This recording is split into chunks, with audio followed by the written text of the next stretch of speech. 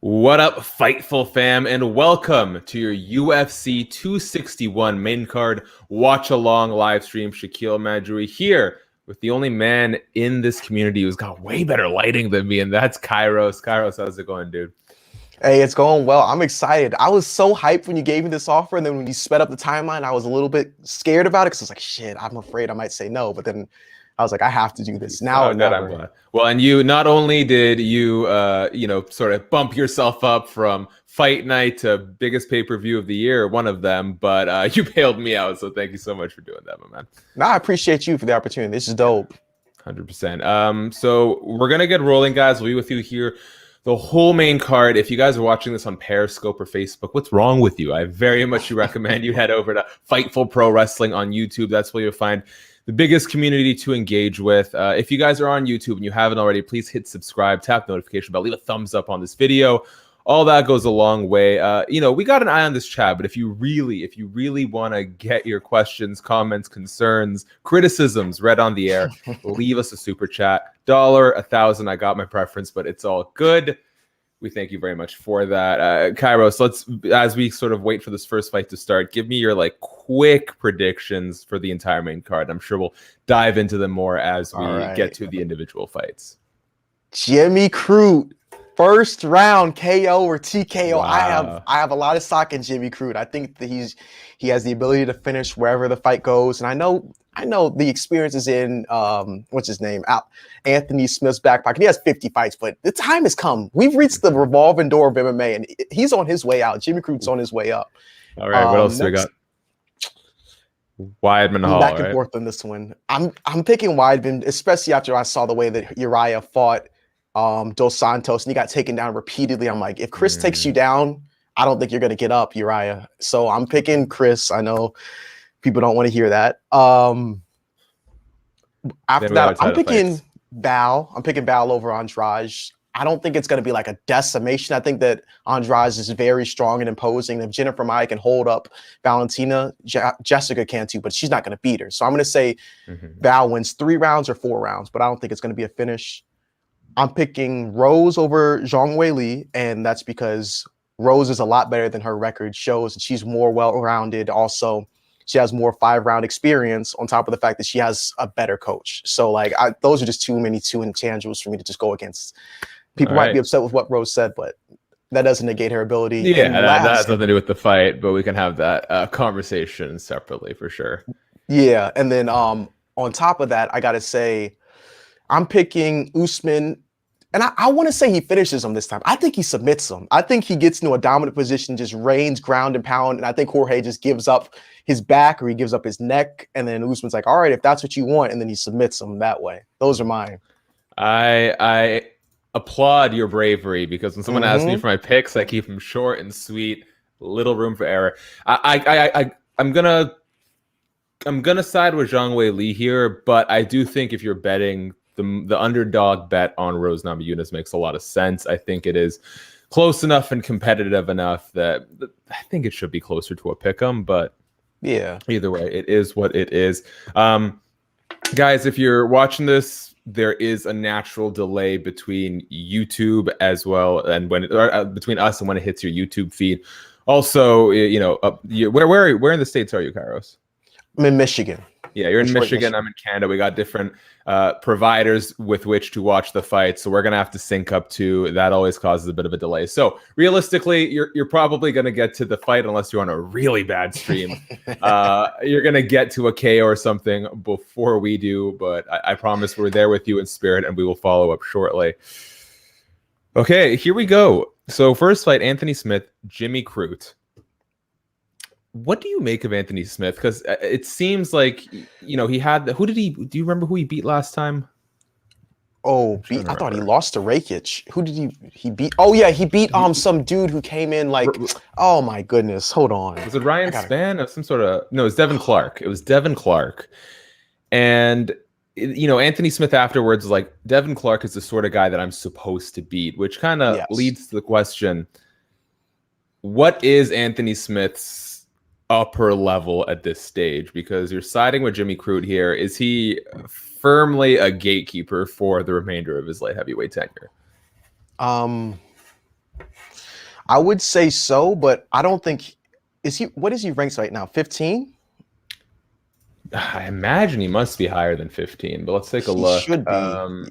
We've got Anthony Smith at 6, and we've got that was disrespectful. Jim Crute at 13. That was damn disrespectful. Okay. I think he's a gatekeeper for the top 5. Wow, I was real disrespectful saying 15. God damn. Okay, I'm sorry, Anthony.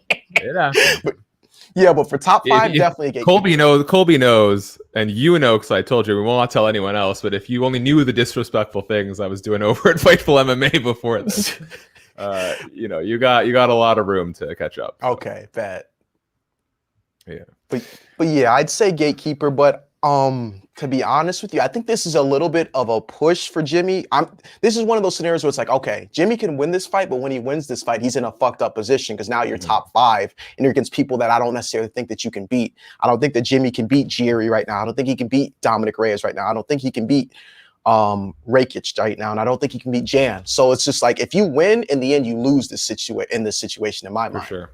For sure. I agree with that wholeheartedly. We're going to go to the super chats because someone decided that the best use of the money we pay them is to pay it right back to us. Shout out to our staff writer, Colby Ferreira, holding it down over at FightfulMMA.com. He says, who is Zhang Weili? Let me tell you about Colby here. we had a group meeting earlier today to just make sure we were consistent on the naming conventions. Are we going to go Zhang Weili or Weili Zhang? My point of view was, it's not really important. Let's just go with whatever she's listed as on the UFC's website. That was Zhang Weili. I have never seen someone so butthurt about the order in which we say someone's name, and I am so confused as to why Colby has nothing better to do than pay money to complain about the spelling convention of a woman's name. So there you go, Colby. That's capitalism at its finest. Yeah. Are you on the Zhang Weili independently? Not that it matters, but just for fun. Are you on the Zhang Weili or the Weili Zhang train? Zhang Weili, since they say the last name first in China. Yeah, I'm partial to Weili Zhang, and the only reason is the way I look at it is, again, it doesn't really matter if we're just having a fun conversation. Since I'm speaking and writing in English, I will use the first name, last name convention I use in English. If I was speaking like Mandarin or Cantonese or something, I would, for example, use Namajunas Rose instead of Rose Namajunas. But it doesn't matter, man. It really doesn't matter. Let the UFC cater to their Chinese demo. Like, whatever. Okay, let's get into it super, super briefly because you did mention it. Before everyone turns us off, thoughts on the political angle of Rose versus Zhang Weili? I mean, this is your network, so whatever you want to, we don't have to dive into it. That's not whatever, man. We talked about it. So this is the only thing I'd say regarding it for those who maybe don't keep up as much with the news, but tune into these live streams with us. Thank you for being here. At some point, a narrative took off with Rose sort of taking aim at communism in China, better dead than red. She pointed to her family's upbringing in Lithuania under a communist regime. And while I'm still not 100% sure on exactly what she said about Zhang Weili, it did lead to this narrative of like, why are we lumping in Zhang Weili with communist China? They've both been like relatively dismissive of it since then and kind of kept the focus on the fight. The only thing I'd say about Rose, it's like, especially right now in the US and abroad with this anti-Asian sentiment that's going around, it is not a good time, no matter what you meant to give. And you heard it at the pre-fight press conference. There were UFC fans in attendance who already had Zhang Weili in this villain role. I'm sure in part, not all of them, but some of them, due to what the narrative that Rose put out there, right? So I just don't think it's the right time. It's never the right time, but especially right now is not the right time to be coming out with this kind of statements. Plus, here's where I get confused. If Zhang Weili is from China, a place where she can't speak out against the government, if you're talking about your Lithuanian ancestors, shouldn't you be in support of someone who may be silenced by their communist, right? Anyways, that's my 2 cents on it. But what are you gonna do, man? This is MMA. Have you seen some of the crowd reactions and like some of the things they've been booing? I'm like, no. I'm not too sure. I've been muting it all. Oh man, you have it right. I will say, in my dream world, so now that have you listened at all to the crowd reaction this entire card? Yes. Now that you've had the chance to sort of re-experience the live crowd versus the sort of silent UFC Apex experience, what's your preference? I mean, I love the crowd. I grew up playing in athletics, and I think getting rid of the crowd's lame. But I do also acknowledge that the crowd is a distraction sometimes too. It's like, please, guys, it's MMA. Let them fucking grapple. Let them please grapple. I agree wholeheartedly. I was telling someone, in my dream world, you take the thudding strikes as well as the coaching and the trash talk from the Apex, and you just pipe in the crowd anytime there's like a really big moment. Because man, there's nothing more like exhilarating than when, and we saw it a lot on the prelims, like two people are throwing down and the crowd is just eating it up. But in between those moments, it's just a whole lot of nonsense that I did not miss. For real. Yeah. All right. So this is the point in the show, Kairos, where you and I are going to start trying to figure out where our feeds are at. What do you got playing on your screen right now? It sounds like he's walking out to Highway to Hell, and Jimmy's walking out with his ranking. They're showing his back. He's like 20 feet from the octagon now. Okay, yeah. I think we're not too far from each other. I've got Jimmy waiting to get his mouthpiece in, et cetera, et cetera. Yep, so he just stopped. Oh, perfect. So we'll see, but it looks like we got a good thing going. Guys, let us know in the comment section. Who do you have? Jimmy Crute, Anthony Smith? I'm gonna go with Lionheart just because I like him, but that's not bad. It's too late to wager with my picks unless you're doing some like live in-round betting. Don't.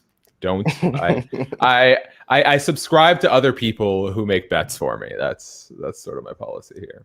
So. Are you a gambler, Kairos, in the MMA space? Here and there, not too frequently, but here and there. Honestly, kind of, as someone who doesn't like parting with his money unceremoniously, it kind of kills my enthusiasm. Like, I'm such a fan of the sport in general. I don't like that additional attachment of like, especially when there's a fighter that I really like and now I've put money against. It puts me in like a weird, it just kind of takes away the enjoyment of it for me. Like, I know some people get a thrill from that added, that added risk. You're seeing people get hurt inside the cage, and on top of that, you've got something on the line too. But it doesn't do much for me. I mostly have money in there that I can't take out, so I'm stuck. Did you make any wagers tonight? No. I usually only bet money when it's like, okay, I am very confident. That's the one thing that I'm so like, when I see people betting, a lot of them are just betting for the sake of betting. It's like, why don't you bet to make money? Why are you betting these 50-50 matchups that you don't know who's going to come out on top? And it's like, why'd you bet $750 that so-and-so was going to beat so-and-so? And they like, no, I bet when I know I'm going to win. Bro, so I'm not perfect, but like I have a winning like percentage. Yeah, I've got a good story here for you that you just reminded me of. So this studio space that I have is in my dad's basement suite. I live elsewhere. I rent out a big room. It gives me a little bit of work-life separation. No longer, but we used to have tenants down here. And one day, one of the tenants walked in, UFC 257, and had a page full of bets that he threw down for like every fight. And I know this guy like tunes in time to time, but he's not a fan. Like, this is the kind of guy who knows someone who does like regional MMA up north and is like, oh, I know a UFC fighter. You don't know a UFC fighter. And so he's like, hey, what do you think about my bets? I'm like, whatever. And I don't know what's happened. I'm guessing him and his buddies were drinking or whatever. But at the end of the night, it's probably like 1 a.m. I hear the two of them from their independent rooms, like drunk, like just chirping at each other. I think the guy was mad because he lost so much money that night. I hear one of them say, like, I'm going to come in there and F you up. And I just poke my head out of the, I'm trying to work, man. I'm just like, we just wrapped up a live stream. I poke my head out of the door. I'm like, hey, I'm going to need both of you guys to go back into your room and go to sleep. We have people that live here. And then I just hear, door close, and then everyone goes about their day. You're dealing with some savages. It's one thing, like, you're at your house, you're at a party, something breaks out, but like, my old man's living upstairs. Like, what are you doing? Yeah. It is respect, but whatever, man. That's what happens when casual fans watch fights sometimes, right? I think they got a little overstimulated, for a lack of a better term. That's the perfect word. When I was in college with my friends, I was like, that was one of the reasons why I got on Twitter, because most of my friends didn't like MMA. But like I slowly got my teammates like into this one. I'd be like, no, we're sitting down and watching this event. And slowly we got more and more people to watch. We went from like a team of like 50 people and only 5 people watching, like 45 people watching. Then we got other teams to start watching at our house parties. Like it blew up fast. And they were crazy. Like, oh my God. If it was a striking fest, they'd be screaming. But if it was grappling, you'd hear people just getting so upset. Yeah. I'm always really like grateful when I have friends who want to talk fights with me. Some get it more than others, honestly. Like you always got that one person who's like, oh, why doesn't he just tickle him? But I actually really appreciate that for the most part, no one in my life cares about fighting, because it just gets like taxed. Anytime I go to like a Boston Pizza and I'm watching with some friends, they got to answer so many questions. There's good and bad ones. I actually really like my friends who will be like, oh, hey, so how do they decide the winner this round? What happens if this happens, if that happens? Those ones I like, where I actually have like questions. Yeah. But it's a lot of nonsense. And while I appreciate it, I am famously impatient. So it is what it is. All right. Here we go. Anthony Smith. Jimmy Crute is getting started. Kairos, before we get there, while we have a minute to kill, tell me about the Twitter MMA space. You, of course, are a very integral member of that community, a community that I am honestly terrified of. I like to live, but it's hard because I want to grow my Twitter brand. At the same time, I'm like, I've seen so many people get doxxed, some for good reason, some not. I'm like, I like my private life. Love private. I mean, I feel like it's one of those spaces where it's a great thing. I'm not going to sit here and shit on the thing that gave me what I have, but I think that some people's lives solely revolve around Twitter, and that's where the problems lie. It's like, okay. And there's a lot of the problems that you'll see on Twitter is solely based off of either people being jealous or people just being straight pricks. That's the two reasons. Just like it's like, okay, I get it. You tweet and no one listens. So now you have to be a dick to me and you want a response. Yeah, okay, cool. 100%. 100%.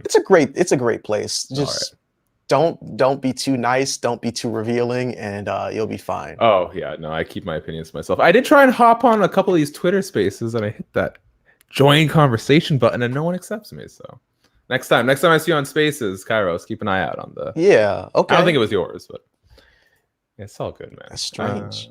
Oh no, I'm definitely more of a Twitter MMA lurker, Reddit MMA. I tried to get into Reddit MMA for a minute, got stung. It's just weird. It's like I have the luxury of actually working in this industry, so I don't feel the need to lean on it as much. However, at the same time, I love that there's such a dedicated fan base there, and I've met guys like you, great people in the community. So, trying to sift through the BS a little bit, Yeah, it'll clean itself out. It always does. That's one thing about Twitter that's hilarious. You'll have an entire 4 straight months of just beef and bullshit. And then out of nowhere, it's just like, wow, we haven't had any problems. And some shit will just come and fuck it up after 6 months. It's great though. I love it. All right. Here we go, guys. Anthony Smith, Jimmy Crute. Kairos, where are you at in your time on this fight? It's funny that you say that. I'm using my TV to watch you on the stream and it just cut out. I'm hoping it comes back. If not, I'm going to run to my computer. All right, no worries. Give it a second. 4:25 into the first. Someone says the crowd is losing their shit. I don't know what the context is because I've had it muted up until this point. I'm about to fix this. Jimmy Crute, you go take it. I got this here. Jimmy Crute takes the center. Anthony Smith on the back foot. Mixed feelings about the Venom fight gear. Ooh, a nice body kick by Crute.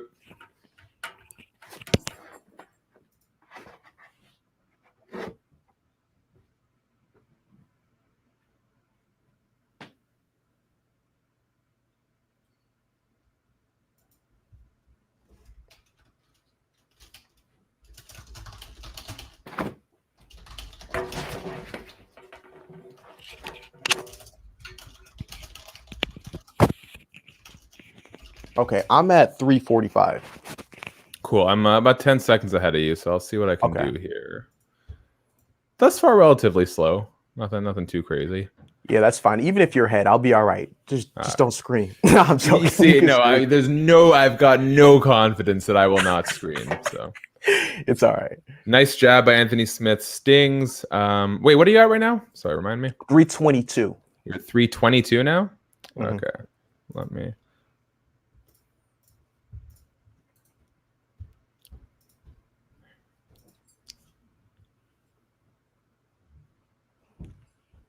Dang, I really did not forgive myself for that. Oh, it happens. Can you please tell me how much you enjoyed hearing those F Jake Paul chants resonating through the arena? I mean, it's great to hear, but at the same time, it's like you guys have empowered him tenfold. If you really wanted to win, just don't utter his name. I know, but this is where we are. Apparently, no, I haven't actually had a chance to see the footage, but there appears to be footage of Daniel Cormier and Jake Paul having a bit of a verbal confrontation. So I cannot wait to check that out. We have the footage up over at Fightful MMA, so please go check it out. Oh, Lord. If you'd like. DC should be ashamed of himself for that. Like, really, you are a world champion fighter, multiple sports of success, and you're going to challenge this guy who has 3 exhibition boxing matches. Same with Tyron Woodley. It's like, that's beneath you, man. It is beneath you. Do you think DC and Tyron both beat Jake Paul in a boxing match? Yes. Yeah, that's why I'm saying it's beneath them. Like, they would kill him. I'm just like, why? Why even do this? Yeah. For those of you asking, not only are we not showing footage of the fights because we don't want to get the video taken down. Oh, Jimmy Crute, hard left hand. But if you're looking on YouTube for a UFC live stream, you're looking in the wrong place. Yeah. But I hope you find, and I hope you keep us on. A little bit of company in this pandemic-ridden world is not the worst thing. One of these days, you should pull one of those things. The guy, do you remember him? He's famous because he put a green screen behind him. Oh, I love that video. And he's pretending to play EA UFC 4, but he's really streaming Connor Dustin. Genius. The people who made him popular are what's wrong with the MMA community, though. He was doing you a service, and then you just lit the whole spot up on him, so he can never do that shit again. Can't have too much of a good thing, right? Like, I'll be honest, I'd probably... Ooh. Big fight. Jimmy Crute with a takedown. People are asking, who do we have? Zhang Weili or Rose? Kairos and I are kind of split like this on this, but what's more important right now is Jimmy Crute is just feeding Lionheart right to the face. I don't think he's going to get this first round TKO. No, I don't think so. Anthony's durable. No. I should not have chose first round. This is what I'm saying. This is why you don't pick the rounds unless you're asked for the rounds, Yeah. You're getting a little too on your high horse here, Kairos. Got to win in percentage betting and got carried away. For real. I get way too confident. Like, I'll pick the right ones, but I won't pick the method. I will never pick the method correctly. That's why I stay away from that in betting. I'll just be like, I'll parlay the winners. I'll be like, I think these 3 are going to win. Yeah, usually I feel like you can get away with one or the other. Anthony Smith, wow, this is like a wonderfully messy fight. Let me know as soon as the round ends for you, okay, Kairos? 7, 6. For some reason, my player is not letting me pause, so I'm just trying to figure out. Oh, all right, over. Crute is limping terribly. Yeah, that kick fucked him up. Did it just bend weird at the ankle? Yes. Oh, did he break his ankle? I don't know. And there's no way he's gonna win this fight now. Ain't no way he gets out there and wins this fight. And wow, he was doing a terrific job. Yes. Oh, and he fell. That was a beautiful. I wonder if it's like just nerves. I wonder if the nerves are just weird right now. Yeah, it looks like it because he got hit on the around the knee, not on the ankle. Yeah, I think it's just nerve damage. Hopefully he's better. But if not, if he gets out there chicken-legged, it's over. Anthony's going to kick him again. No problem.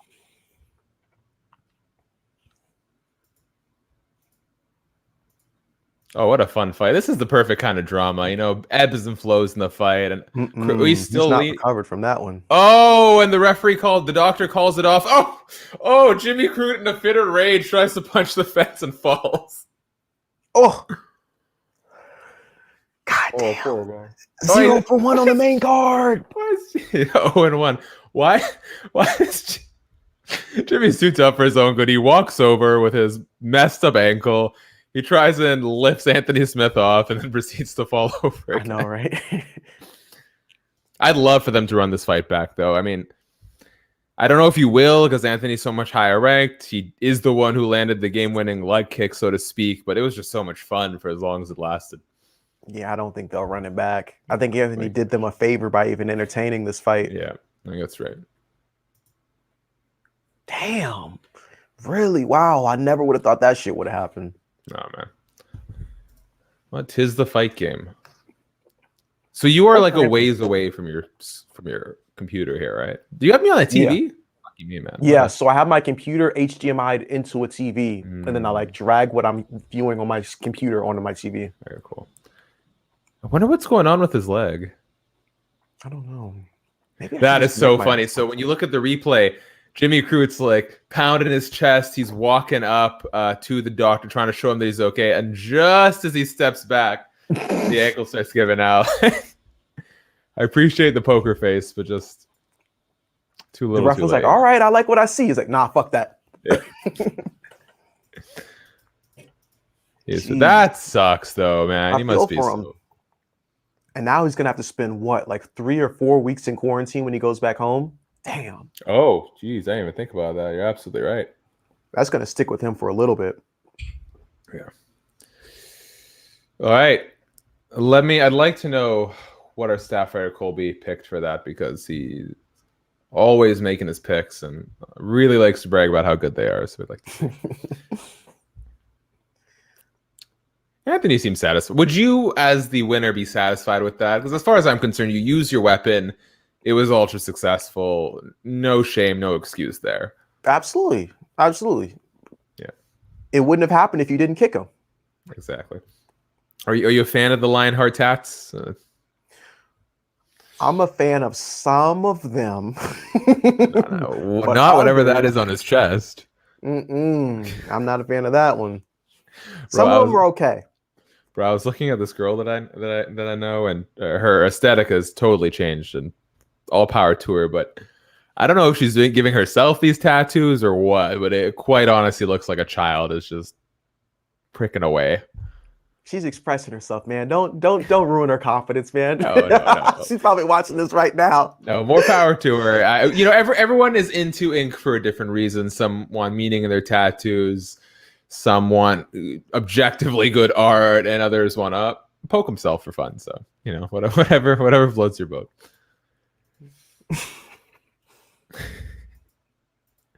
Okay, I'm gonna say it. I think all his tattoos are whack. There, I kept it.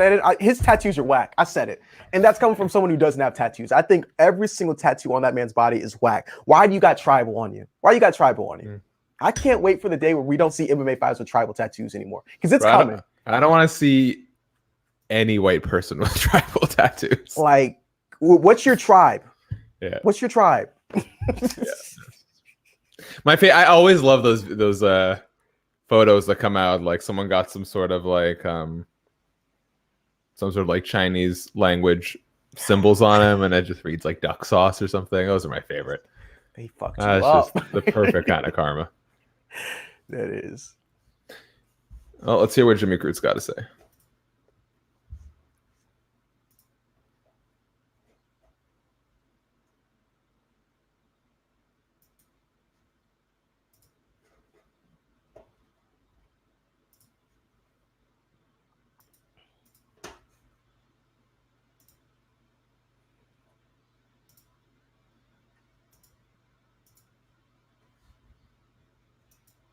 Yeah, so Jimmy said round 2 he's just going to come out and try and take that guy down and hold it. He said he was actually going to pull a guard. That's how badly messed up his leg was. Damn. So, hey, that's dope that he's got the confidence and the grit to go out there and be like, you know what, I can't stand up, so I'm just going to lay on my back and hope these next 10 minutes work out for me. He's still so young too, so that's why I'm not even like that salty about him losing. Like, he's got there's a lot of people in the UFC who are so young competing at this level. Yeah, and quite honestly, like, better that this result happens versus him fighting compromised, getting bludgeoned, and we know fighters, some remarkably so, but for the most part, this isn't a 20-year career, so yeah, you gotta take the losses sometimes. Anthony should try and do what he wanted before and fight who was that he was calling out? He called out Luke Rockhold. I think that's another guaranteed win. Oh, that's such a good fight for him. Oh my God. That's such a good fight for him. And Get this is the that thing. fight.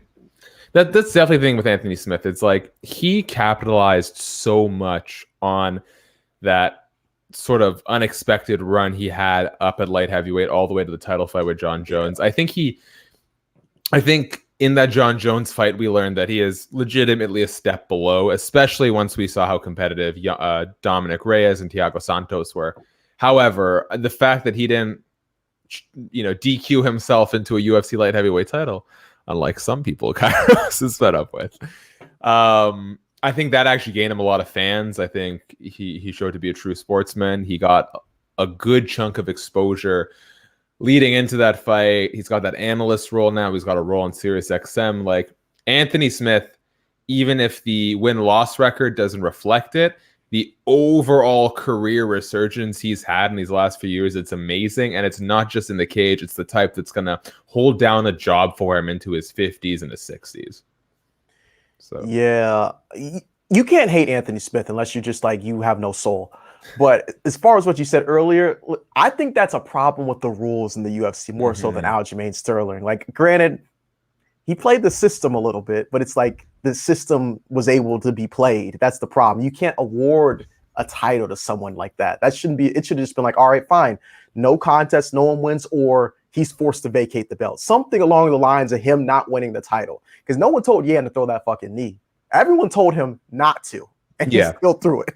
They literally told him, Khabib said they told him no, and he still threw the knee. So, I agree with the sentiment that you don't want to. I think the stripping of the belt is the right call, only because you don't want this to turn into and I don't think it often would, but you don't ever want this to turn into a WWE thing where a champion takes a DQ to retain the belt. I like the idea of going to a technical decision. I don't know how far into a fight you have to get for that to happen, but I'm always a fan of the technical. Actually, no, even a technical decision is a bad idea, because if someone's leading the fight and has one bad round, they might throw an illegal strike. I think you're right. You don't want to reward someone for possibly playing possum. At the same time, you don't want to give a chance. You don't want to give anyone an out. So I think no contest or even a DQ loss, but either way, that belt goes up for grabs for whoever gets it next. And also, that gives you a little bit of freedom if you want to throw a Corey Sandhagen into the mix or something like that. You have the option. Even if Corey Sandhagen beats TJ Dillashaw, which I highly doubt, he should not be given a chance at the title next.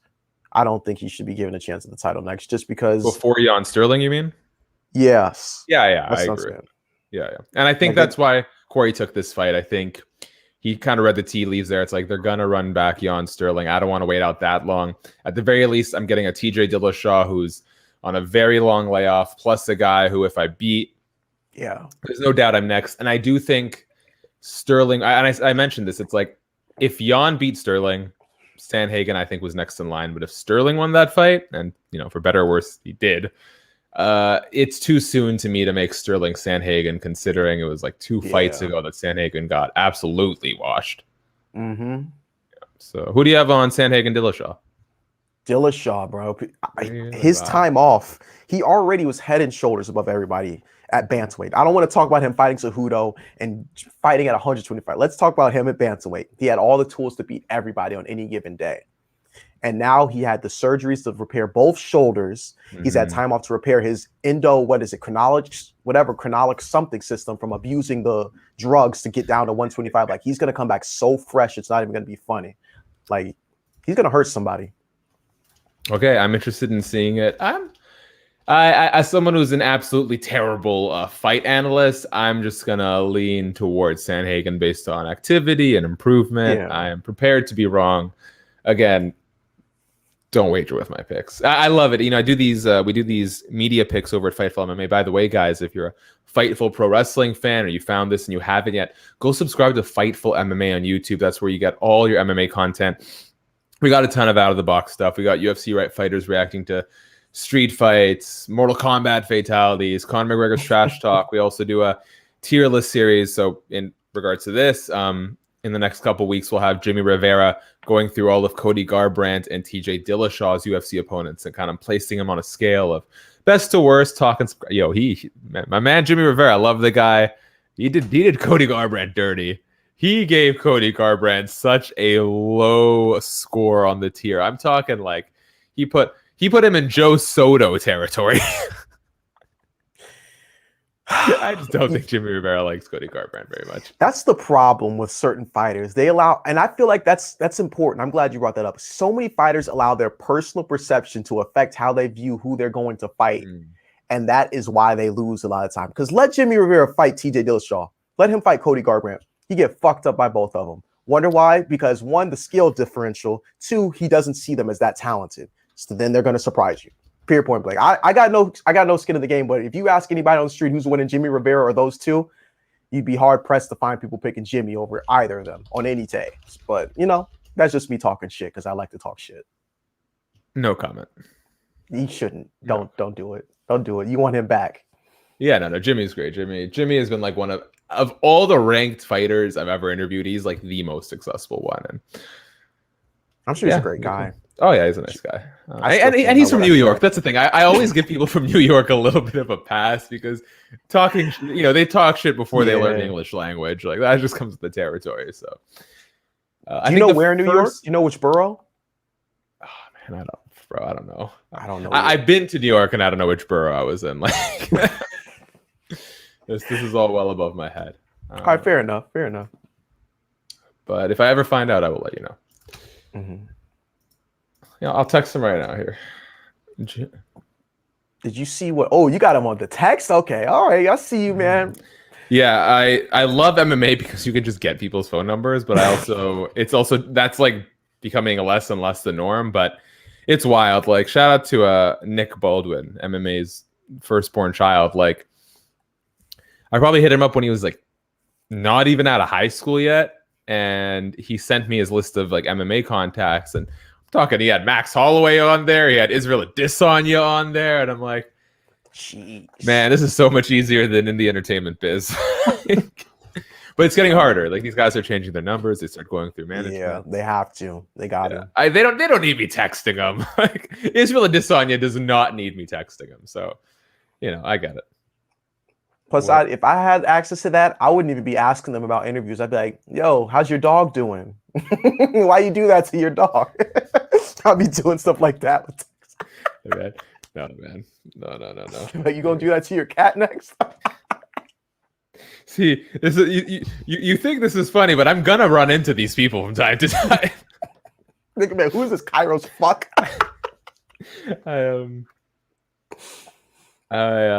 Case in point, Derek Brunson, very nice guy. I asked him about his cheerleading career at a scrum, and lo and behold, like my 2 events down the line, I run into him again. And so he may or may not have threatened to hit me over the head with a baseball bat, but he still gave me the interview. So word is on the street. Back in the day, he used to play Words with Friends with people on Facebook and other social media, and he would start blocking people whenever they beat him too badly. That's just what I heard. This is why I love MMA, though, because, like I said, we're drifting away from it. But there's a period in time there where you could just go on Facebook and play Words with Friends with Derek Brunson. Like that is amazing to me, and you can't really do it anymore. But that's amazing to me. I won't reveal the name of the person who told me that because they might not want me to, but they sounded very convincing that he was salty about losing that game badly. You know what? I'm gonna ask him about that next chance I got. He's. Once in a while, you get these little gems from people who like new fighters in high school and stuff. And every time I get one of these, I bookmark it because I'm like, I'm gonna Nardwar the hell out of you next time I see you. That's brilliant. Shout out to Ron Patel who gets a pass on the super chat donations because he's such a big supporter. He said, "What kind of sub Kairos and where did you get it from? Do you know what the context there is? I'm gonna miss something. What kind of sub? All right, can you? With my pick for Weidman over Uriah Hall. Yes. I wonder if the question is he going to get Uriah's back or is he going to be on? If he's on top of him, I'm assuming he gets a takedown by taking a single or a double. So if he gets a sub, I'm guessing it's a head and arm triangle would be my guess because he's on top of him. I'm I don't think he's going to get his back and then take him down and get like a rear naked choke or anything like that. So I'm going to say head and arm triangle. Yeah, I'm firmly here with Uriah. Like, I know he's very start and stop. And I saw someone say, you know, this is the fight you don't bet on because these two are so unreliable. Yeah. But I think Uriah Hall has improved. And while I'm not sure he's ever going to be a title contender or title challenger, excuse me, I think he has managed to do away with most of the almost like lapse of judgment or absent-mindedness that's kind of caught him. Weidman, on the other hand, dude, it's like every time you see him, his chin just looks worse and worse. Like, he did well against Ahmed. I feel so bad. I can't believe they're the same age. The way I've seen Chris Weidman take so much damage, and it's like he keeps talking about fighting Israel Adesanya, and I'm like, Chris, I love you. The moment that he knocked out Anderson Silva is the moment I became a legitimate MMA fan. So I freaking love Chris Weidman. And I get that fighters need to be, to some degree, like irrational and super self-confident, but there's a limit. Israel Adesanya, like post-fight in that Jan Blachowicz fight, like that's a guy who I know let me put it this way. I think people who have terrible intuition and like people reading skills look at Israel Adesanya and say, oh, he's just a cocky asshole. I think people who have any semblance of like good judgment, character judgment, understand that like Israel's a cerebral guy. He's not out there for the most part saying just like naive, dense stuff. Like he's very calculated. I think he understands himself very well, even if other people don't. And in that Jan Blachowicz fight afterwards, like, no, I'm not surprised that I lost. Like, I give this guy all the credit in the world. So, you know, I think there's a balancing act between self-belief and reality. And I worry with Chris, we're dipping a little too much into the self-belief end of the scale, you know? He said he has about four fights left, and that's including a title win and a title defense. You're 4 fights away from getting a title shot, Chris. So like, ain't no way in hell that's happening. All right, here we go. Kairos, I'm gonna stop mine at 4:55, and you let me know when you catch up. Okay. All right. I'm a little ahead of you here. I am at 7, 6, 5. Boom, 4, there we go. 3, 2. Yeah. Good. We got it. Uriah Hall, Chris Weidman, middleweight bout right before our. Oh no! No! Oh my God, that is insane. That is poetic in the most terrible way.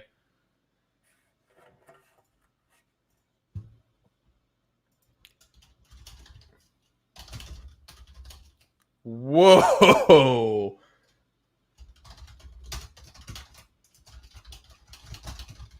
That was a check kick, right? Yes. I think he checked it.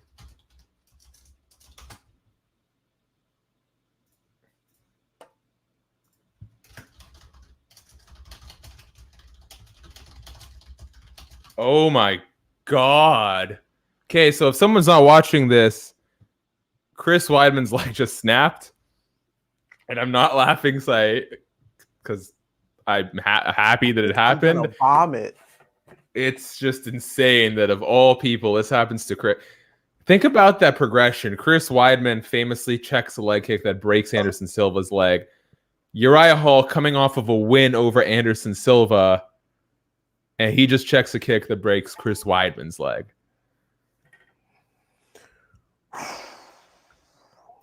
My picks are fucked up. It's all these motherfuckers who I said gonna win got fucked up legs tonight. It's over. Stop talking, man. Yeah, that's two leg injuries in a row too. Whoa. You know, I wish I could clip my reaction right now and post it, but I'm like midstream. I mean, I can ask someone else to do it for me. All right, Kairos, take over. Oh no, the slow-mo. Oh, here it comes. It's worse on the whip back after the right. There's the point of meeting between the legs. Oh, and it wraps. Man, Chris Weidman's leg just wrapped around. Oh no! Oh, it folded in half. Oh my God, Chris Weidman tried to take a step on that, and it just like he did a Mr. Fantastic. He looked like Mr. Fantastic. That was grosser than the Anderson Silva one. I'm upset about this fight only because Uriah Hall keeps getting more momentum behind him, and I promise you he's going to be talking more and more shit about how he's such a great matchup for Israel Adesanya, and I just don't want to hear this shit. I mean, Uriah Hall looks about as traumatized as the rest of us do, so we'll see. But oh God. Did you hear what he said about the Jake Paul situation? He was saying he could beat Jake Paul with one hand and all this other shit, which is fine, factual.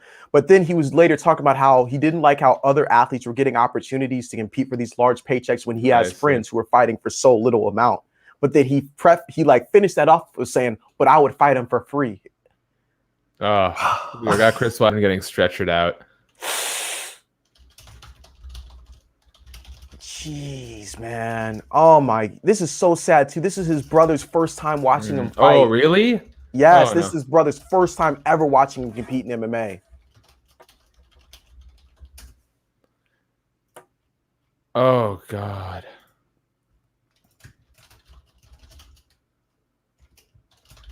Why are they chanting USA? Uriah's a U.S. citizen. Dude, Jesus.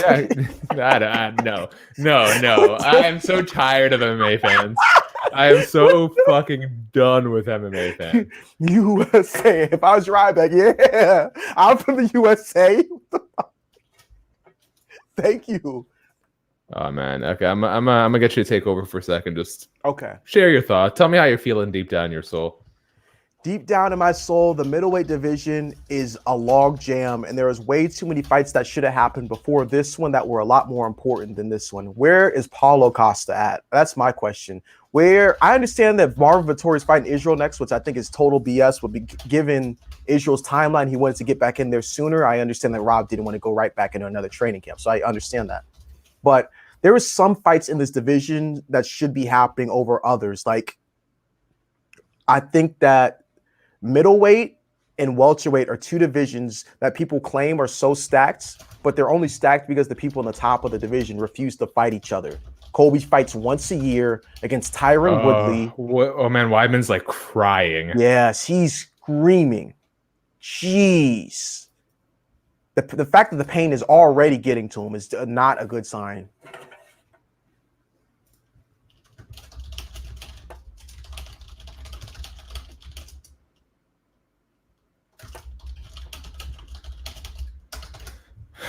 Oh man, that was nasty. Guys, let me know if you guys let me know. I don't even know what to say.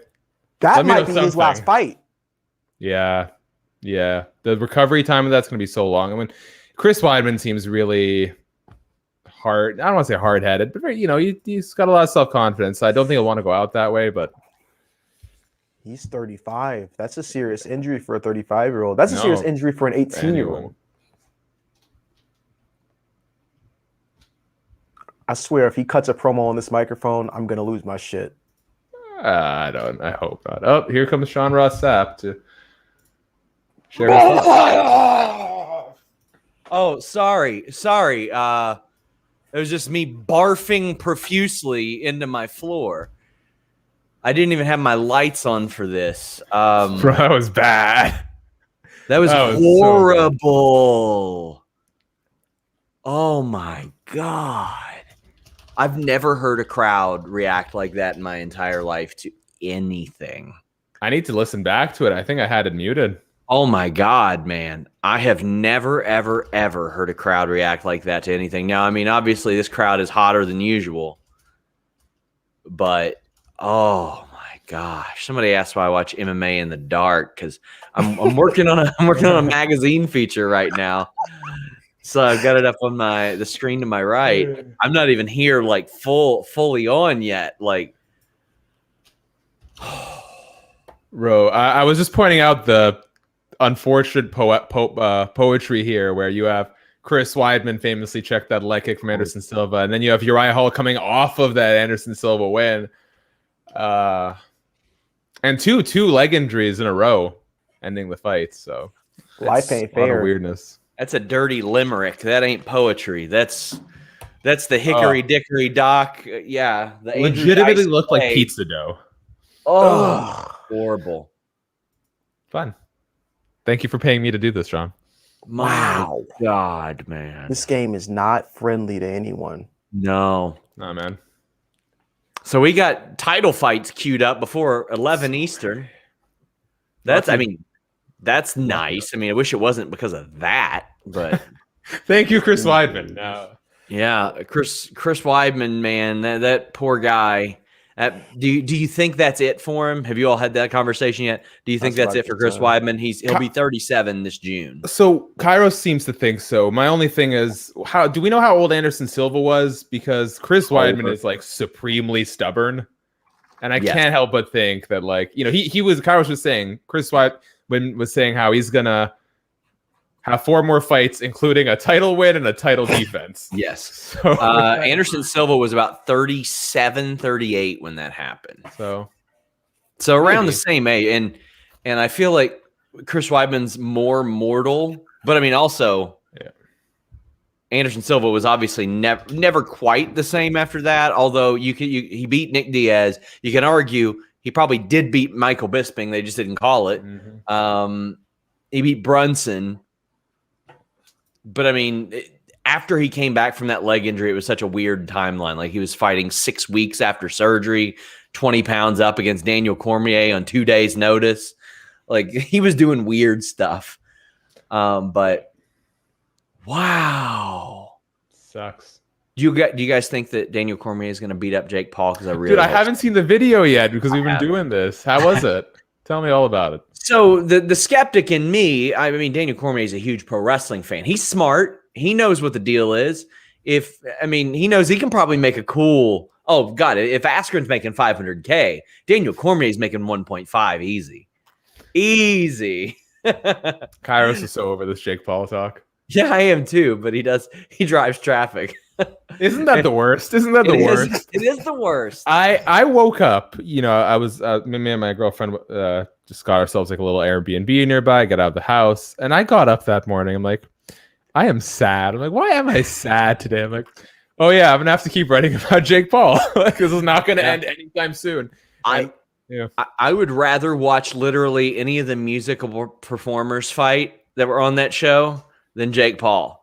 I would rather watch Snoop Dogg fight E40 than I would Jake Paul fight anybody. Because at least when E40's head hit the mat, it would echo like in all of his songs. Yeah. So, I mean, there'd be that. Like, Snoop Dogg would have the mic like he's Jerry the King Lawler calling his own fights. Like that would be entertainment. Are we at all looking forward, at the very least, to Floyd Mayweather just whooping on 0-1 pro boxer Logan Paul? Yes. I'm looking forward to it. Because how much respect did he show Tenshin Nasukawa? None. None. And Tenshin's a bad dude. Do you think, because I don't have a whole lot of boxing experience, considering the weight difference, do you think this is like a one and done, like a one rounder for Floyd? Or is this the sort of thing where just because of the size difference, Logan's going to actually manage to endure for a little bit? And I don't know which one I'd rather see. Do I want to see him get whooped on for a while? Do I really want to savor this moment? Or I just want him off my TV screen? I think he will send a message in round 1 and he will finish it in round 2.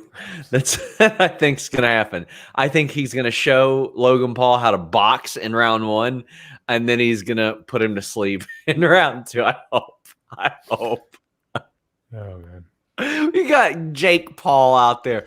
Well, how many more times do I have to prove myself? It's boxing. You're 3-0 against no boxers, so a lot of more times, probably. Unreal. One moment here. What do we got May 15th? Nate Diaz, Leon Edwards. We'll see if that fight actually happens. Why does everyone think that's not happening? Because it's a Diaz taking a fight. They never pull out, though. If anyone's going to pull out, it'll be Leon. Nate and Nick do not pull out of fights, for better or for worse. No, they decide that they don't want to fight because the money's not right for them. And then the UFC does that thing where they're like, well, we're not going to pay you because we're the UFC and we don't pay anybody. But I never believe a Diaz is going to fight until they're in the cage. True. Not because I think they'll pull out. Like I fully wouldn't put it past the UFC to not have given Nate Diaz a bout agreement this close to the fight. Like that seems like something they would do. Are you guys a fan of this 5-round non-title co-main event situation that they're doing? Yeah, sure. Yes. Normalize that. There's so many co-mains that should be 5 rounds. So what's the argument for it? Just that it gives fighters more time to sort of. So for me, it's 2 things. One, in the event that something happens with the main event, it's far enough out, you could look at doing like a catchweight thing. Everyone's ready for 5 rounds. Plus, you're giving guys like Leon a chance to compete at 5 rounds before they get into a title fight. Is that what it is? Or is there more to it here? There's that on top of the fact that there are certain fights that demand 5 rounds. Like if I'm in the top 3, I want a 5-round fight before having a fight for the title. Yeah. Like, and there's certain matchups. There's like this better be like Shane Burgos and Josh Emmett should have been 5 rounds. That was a co-main and it was 3 rounds. Imagine if that was a 5-round fight. That would probably be fight of the decade. That fight might have been fight of the decade. But we'll never know now. So here's my counter argument as the empathetic person that I'm often not. Dude, these 5-round fights take so much out of people. Carlos Condit, Robbie Lawler, Rory McDonald, Robbie Lawler again. Like, keep in mind, Josh Emmett won that fight on one leg. What would have happened to that poor sucker if it went another 10 minutes, right? Like, I don't want to see it. The fan in me wants to see it, but like the friend in me, so to speak, doesn't want to see these guys take any more damage. Yeah, then maybe they should let the fighters like agree on that. Then like, let it be at their discretion. I do like the fact that like Nate Diaz's camp pitched this and the UFC was open to it. Yeah, if both guys want to do it, sure, I'm down. I think it makes for a fun spectacle. It adds a little extra sauce. And and if you're gonna be promoting a card like that, it's like, okay, that's all due respect to Tony Ferguson.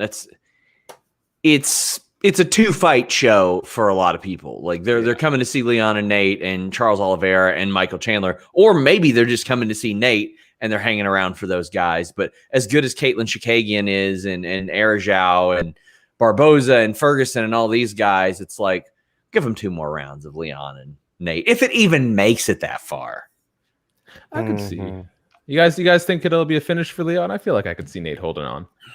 I could see Nate holding on too, but I do think it'll be a finish. I just wish he would stop fighting at welterweight. Like welterweight is not the Nate Diaz division, you know. Sean, are you hanging out this whole time? I'm gonna get back to writing. Yeah, I have my lights on when I'm actually back, but we're writing a Sheamus feature right now for Wrestle Talk magazine. So here we'll switch to red for Sheamus and his hair. They're still having me on, even though we literally started competition for their magazine. So we'll have to have you write something for the magazine sometime soon. Okay, let me know, man. I'm there for it. I am there for it. All right. I'm going to hop off. Kairos, I love your background. It looks so good. So good. Mine is such a poor man's attempt at being Kairos. Like I don't even want to turn my lights on now. I'm so ashamed. I'd rather just sit here. You got to experiment, man. You got to experiment to figure out what you like. I'm gonna sit here with my candle in front of my face. I stole the style from Childish Gambino's album cover. I was like, let me take that and like tweak it to what I like. I just saw they were filming the new season of Atlanta, and I'm so friggin' excited. So excited about that. Also, I just watched Mortal Kombat. Have you guys seen Mortal Kombat yet? No, I've heard it's not very good. It's fun. It's Mortal Kombat. How do you make it good? Yeah. I just want to see some people die, some heads ripped off. A while into the movie, I very much forgot I was watching Mortal Kombat, and then there was something in there that, oh yeah, this is Mortal Kombat, and this is what actually happens in that. But I'm a movie snob, and I loved it. Like I even thought it was fun.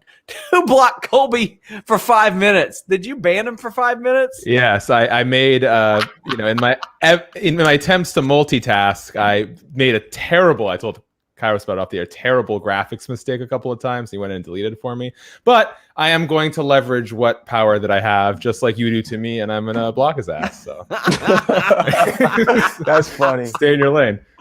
Colby. No. You know what? Just Colby, just wait next week. I'm going to have you on 4 simultaneous assignments. Oh, Colby, no. I like Colby. I love Colby. But let me tell you, Colby in the Fightful work chat has just been going off about Sean Ross Sapp's decision to go by Zhang Weili. He is so uncomfortably passionate about this conversation. Oh, it makes no sense to T's me. decision. Yeah, for whatever reason, he's like, I don't know what happened to Kairos. I'm sure we'll get him back soon. He'll be Kairos for now. Yeah, he's been throwing a tantrum about us going with Zhang Weili instead of Weili Zhang. Hey, I just said whatever the UFC decided, whatever they decided, I was okay with it. Who cares? Like, I thought it was funny at first, but he's really committed to the shtick, so we might have to have to send Colby to some therapy over this whole Zhang Weili Zhang debacle. Hey, so what would happen if I wore and I did it on the Fightful MMA channel, because I think that's fine. What would happen to Fightful Pro Wrestling if I showed up in an AEW sweater? I wouldn't like it. I don't like that. Yeah. Oh, yeah. I mean, it's slipped through a couple times, but I mean, you also don't cover pro wrestling for us, so it's not that big of a deal. Yeah, no, I wouldn't put that on Fightful Pro Wrestling. I mean, as long as you're not, calling Tony Khan a little bitch or Vince McMahon a piece of shit, which I mean, I guess people call him a piece of shit pretty often. But it's okay. I like my industry. But no, I mean, it would be a problem if you showed up in like a UFC shirt. Exactly. That's what I'm saying too. Or a ONE FC shirt or ONE Championship, whatever the hell they're calling themselves these days. And you're like, this is how we get that footage. Yeah. This is how we do it. That'd be a problem. I probably wouldn't mind it if you wore that on an MMA video. I don't care. Yeah, once in a while. I've got an AEW beanie. They gave it to me after Awesome Kong cut my hair off. And I was like walking around and like my head was cold and stuff. They gave me an AEW beanie and I still got it somewhere. There you go. Did you wear the beanie or did you say no out of, I turned it inside out legitimately. I did. And flipped it up because I love that. Because that's the last thing I need is some fucking dweeb at an AEW show taking a picture of me being like, Sean, AEW mark. Look at him wearing this fucking beanie. All right. We got someone in the chat asking if I own any pro wrestling shirts. I did buy the Brody Lee, Cody Rhodes, super realistic with the red and gold TNT belt. I hope that's one of the ones that also went to his family. I'm not sure if that counted, but that's one I got. And then I have a black plain crew cut shirt that I love. And while I was paying for the ridiculous shipping, I'm like, yeah, let's get an AEW crew. And it's mostly just wearing my day-to-day life. And you don't even see the logo half the time with the ensemble. I just needed a black crew neck. I have a lot of companies that send me stuff and I'm like, I can't wear it. I'll let like my wife wear it. She heard Britt Baker talking about a thrift store, an online thrift store. And I was like, all right, I'm going to go look at this place for her. And these shirts were like $175 each. And I was like, no, thanks. Man. And the only way I could get out of getting her something from there was to buy her a Britt Baker and a Deonna Purrazzo shirt. So I was like, hell. I have a Hulk Hogan t-shirt that no longer sees the light of day. I don't think my girlfriend's quite up to game, so she wears it at home. I use it for something. And then I have a Triple H ugly, like super skulled out black tee that I got when I attended SummerSlam the year. I don't remember what year it was. I think Randy Orton and John Cena were in the main event, and Randy Orton did like the super lethargic count out, then a DQ, then the match gets restarted again. And I think Jeff Hardy, CM Punk might have been on that card too, or something like that. So all of our staff had the Shad Gaspard shirt. You came along a couple months after that. Perfect. But when he passed, that makes sense. That makes sense. We bought one for every member of the staff because what a wonderful guy he was. Yeah. He's missed. Yes. But I feel I'm trying to think of what other wrestling shirts I've ended up with. Somebody sent me some of these like pretend retro shirts. Like this guy, Justin, wonderful dude. Like he sent me this old like 1997, 1990s style Royal Rumble shirts, which I thought was pretty cool. Anytime I'm at like a thrift store or Goodwill, I go in there to just see if I can find vintage shirts like that. And I'll always buy it regardless of size and try to either flip it or give it away or something like that. I love those. Yeah, those are pretty sick. All right, I'm scooting off here. Gonna watch this fight. I'll be back. Enjoy. See you then. Hopefully with some lights. Welcome back, Kairos. Sorry, my dog ripped the HDMI out, and then she ripped the power cord out. I was like, dear God. So you lost the fight too? Do we have to? No, I got everything back up. By the time I came back, I had the fight on, then I had everything back on. All right, But we might have to coordinate our timing. That's what, dude. This is on fight nights. The dog stays at home. Sometimes I bring her to the office with me. I'm like, I tell my girlfriend, with all due respect and love and admiration for everything you do, she ain't coming with me on a fight night. Yeah, I closed the door. She's not coming back in. I sometimes when I'm my dog, I'm doing like a podcast, like throw some treats down to sort of reinforce her just staying in bed. I dropped one under the desk, under the leg, and I had to like mid podcast reach out, lift everything up, yank it out. That was the end of that. That's beautiful right there. Yeah. Damn, Andrade is still pretty young. Good for her. How old is she? 29. God, you know what? I remember that I reached the age where successful people regularly started becoming younger than me. That was it for me. That's when I gave up on all of my dreams and admirations. I'm like, nah, don't give up, man. Don't give up. Fight for that shit. Tooth and nail. Yeah, no. I'm just teasing. But it was a funny, like, that's when I started realizing I'm like beginning to age out of music. I'm beginning to, like, it happened so swift. You think you were, and here's the thing, like, 25-year-old Shaq is way cooler than 18-year-old Shaq, but 18-year-olds today don't know that. And they don't believe that. You know what I mean? You age out so quickly, and it's funny. My girlfriend gets mad sometimes because her little cousin, who's really arms deep in that Gen Z millennial battle, it's always kind of like roasting her. I'm like, babe, she's like 16 and thinks she's cool. Just let her enjoy it while it lasts. Before she realizes what taxes are. You know what I mean? Just let her. I thought I was so cool. I look back and I'm just like, God damn, why didn't someone tell me? You're relatively cool by MMA fan, community, media standpoint. You're ultra cool. So hold on to that. That's not good. The bar isn't set too high. I was telling my girlfriend this the other day. I'm like, I keep my private and my work life very separate. I'm a cheesy dork through and through, but if people knew the wonderful life I've had in my private life, I am way cooler than like 99% of people I know in this industry. And that's such a low bar to tell. I looked at my girlfriend like, do you think I'm cool? And she's like, no. I'm like, let me just tell you what that says about the MMA space. I was always involved with like the cool people activities, but my likes showed how much of a nerd I was. Like, so I was a 2-sport athlete, then I played sports in college, but I was like the kid watching sports and watching anime and like doing weird shit. And they were like, all right, Kairos, we had enough. All right, we will, although this isn't a super chat, I want to give a shout out to Hothead567 who asked, do we do watch alongs for fight nights on Fightful MMA or only do them for pay-per-views? So we do watch alongs for every UFC fight. Pay-per-views, we'll usually do the main card. If it's kind of a lackluster fight night, we might just do the main co-main. Those are over at Fightful Pro Wrestling here on YouTube every Saturday. Fightful MMA, that is where you're going to get all your other MMA content, your social shorts, your fighters react, your tier lists, your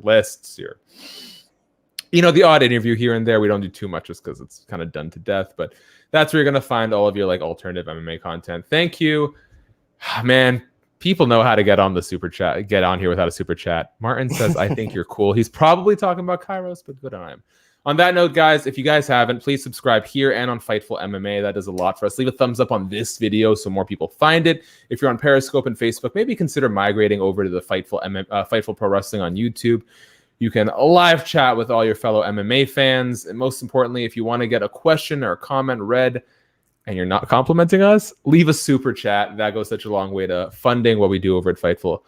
Really much appreciated. Okay, so we're actually a couple minutes into this fight now that I've done my pitch.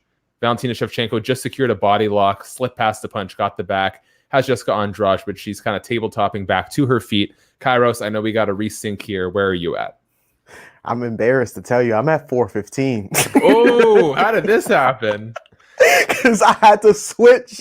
I had to go from what I was watching before to something else. Oh no! That's why. Right. Don't worry about it. Don't worry about it. No. We gotta do this. It's okay. There's always a delay. We'll get it back.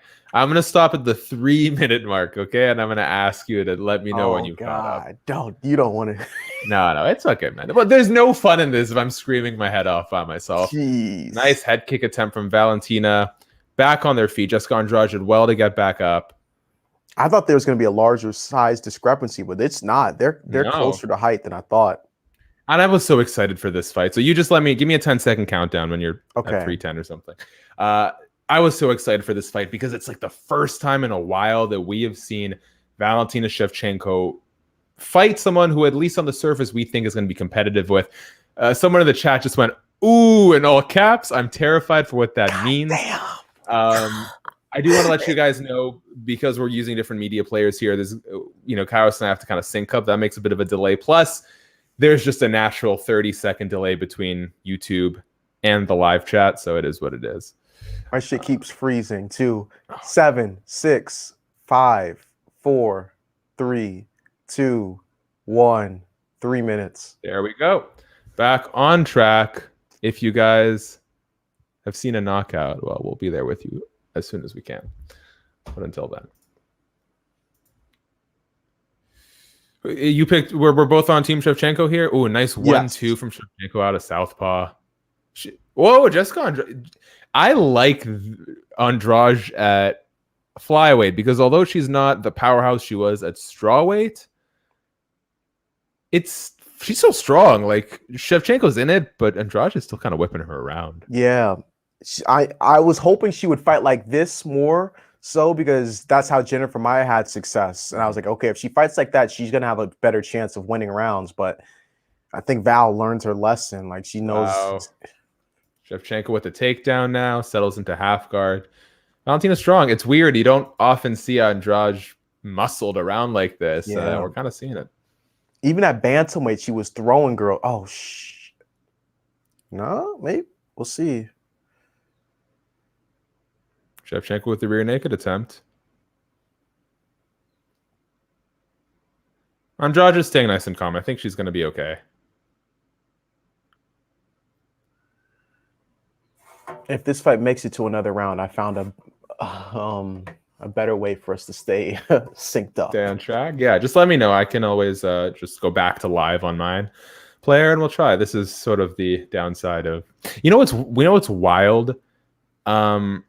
I have done this with people who are watching a paid pay-per-view through Hulu, and we have fans in the live chat who are further ahead on an illegal stream. What? Insanity. It's so unreliable between ESPN Plus, UFC Fight Pass, Hulu, cable providers, all these different services. You'd think if you're paying for it, you're getting a live feed. It's not always the case. The UFC said, fuck our fans. Yeah, I've been saying that for a long time. I mean, comfortable 10-9 round, but I think a lot of people were expecting a decimation, though. Yeah, I'm happy to see Shevchenko at all challenged. I think we were all a little surprised in the early goings of that Jennifer Maia fight. That was nice, right? Like, yeah, it's so funny when you have a champion as dominant as a Valentina Shevchenko or Amanda Nunes. It doesn't take much to get you amped. Just to see any sort of resistance is nice. The bare minimum was like, oh, fuck, they threw a punch. So, clear 10-9 for Valentina thus far with 20 seconds left on our feeds. Do you think with the win, like, no offense to Lauren Murphy, who really deserves a title shot, especially with her next win, does that fight interest you at all? Because at this point, man, I just want to see Valentina Nunes 3. It doesn't, but there are fights in the division that absolutely can pique people's interest. Tyler Santos, she's ranked a lot higher than she should be. She's probably 14, 15 right now. She should be top 5. Viviane Araújo, she should be top 5. Her loss to Jessica I got me so mad because like, okay, God damn it, Jessica, you're really fucking up the plans. There are fights out there for Valentina that are going to be super exciting. And I think that Lauren Murphy should have to fight 1 or 2 of those people to be able to get her title shot. It's like, all right, your wins weren't impressive, A. B, they aren't against the best fighters in the division because the rankings are fucked up. So, yeah, I think that's fair. And I do think there's been good development at women's flyweight. We're starting to see it fill out a little bit. And Valentina, to her credit, has said, bro, I'm over the Amanda Nunes fights. Being the best flyweight champ is enough for me. And that's underrated. Honestly, that's such a refreshing statement. I was talking to Scott Fontana of the New York Post, had him on 1-2 Punch or Fightful MMA podcast yesterday. When we talk about the greatest fighters of all time, guess what? The double champs don't make an appearance, Amanda Nunes aside. We don't talk about Daniel Cormier. We don't talk about Conor McGregor. And it's because they get those. If Conor never even defended a title, like we get those super fights often without like a real what would be the word for without real justification, real justification, right? Like we want to see those fights when they're warranted. Anderson Silva, George St. Pierre was the one that kind of got away. That made sense. Those guys had basically cleared out their divisions. But it's just too hard to maintain. Being a 2-division champ, you're going to lose. You were going to lose. We saw it happen with Izzy, right? And no matter what you think about Izzy as a middleweight champ, that is going to, at the very least, delay his progress towards being considered the greatest of all time. So I'm happy to do away with those champ things for the most part. If it makes sense, do it. It's a quick cash cap and basically nothing else. And it makes for a clear criteria when people want to talk about GOAT talk. It's like, oh, okay, you're the GOAT, but you only have 3 title defenses in your division and only 15 UFC bouts. Like, come on, cut it out. Yeah, agreed 100% on that. Shots at Habib. I'm sick of people saying he's the GOAT with 15. Nah, you're not. He may be the lightweight GOAT. He may be the lightweight Sure, GOAT. Absolutely, but okay. That's where we got to stop that. You got the same amount of title defense as Benson Henderson, but people don't want to mention Benson. So it's just like, come on. Are you at all surprised with the way that Andrade is getting out-grappled and out-muscled here? She did land a couple good shots early, but she's got nothing on the ground. I'm extremely surprised. I thought that she would be able to at least muscle one takedown. Every time she's tried to muscle, she's gotten absolutely just reversed and like thrown on her head. So bro, I can't even tell what Valentina's main skill is anymore. She is so dominant in every facet of this game. Yeah, you can't classify her. No. Oh, well, guillotine attempt briefly. Andrade now has Shevchenko against the fence. We'll see what she can do. You can already you can see the way Andrade is going for these takedowns. It's like pure muscle, and Shevchenko's too big and too qualified as a MMA fighter here. Like, it's not gonna happen. She knows Jessica's throws. She knows what Jessica likes to use to set up her throws, and she immediately gets her underhook back and just like, she's brilliant. She's so brilliant. Shevchenko is a lot taller, like, just bigger in general. I thought this was going to be, like you said, much closer in terms of size, but Shevchenko's big, and she just got another body lock takedown. Oh, she's trying to set up for that crucifix. She is so good at getting that crucifix. Like, it's a position you see fighters get from time to time, but almost never do you see them get it each and every fight. And she's already got it halfway there. Wow. Damn it. And here it is, back in the crucifix. Dude, to get this position on Andrade is insane, because Andrade is a good grappler. Yeah. It's almost like a cheat code, too, because if you can keep this position, the referee almost just has to stop it. Even if you're not taking the hardest shots, you quite literally cannot defend yourself. Yeah, he had to. Ooh, Andrade is cut open. Dan Maragliotta looking really closely at it. Wow. And stopping it, Valentina Shevchenko, round 2 TKO, crucifix strikes from the top. And you can see Andrade like is okay. She's not... unconscious or stumbling, but it's just one of those cheat codes. If you can get that crucifix, it's really hard to get out of. Very impressive, but I felt like her staying out. Yeah, she looked good against Caitlin Chikagian when she came to 125, but I don't rate Caitlin that highly. I don't want to be disrespectful. I'll just leave it at that. I just felt like she could have had a lot more successes at 115 because she could bully everyone. She could literally bully everyone at one point. Like, even when Joanna was keeping her at distance, she was still picking her up and throwing her down. So I need to interrupt you here. A friend of yours I know, one of the best guys in this industry, Chisanga Malata, him and I were shooting some content and I trimmed these parts out, but not once did he say no disrespect without disrespecting someone. And Kairos, you've thrown that out a lot of times tonight. You know what? How about this? I'm done saying it. I'm going to say pro disrespect. Disrespect. I like she should stay at 115. And like Caitlin Chikagian don't belong like in the top 5. Pro disrespect. Wow. Yeah, that could take off, man. Put a hashtag on there.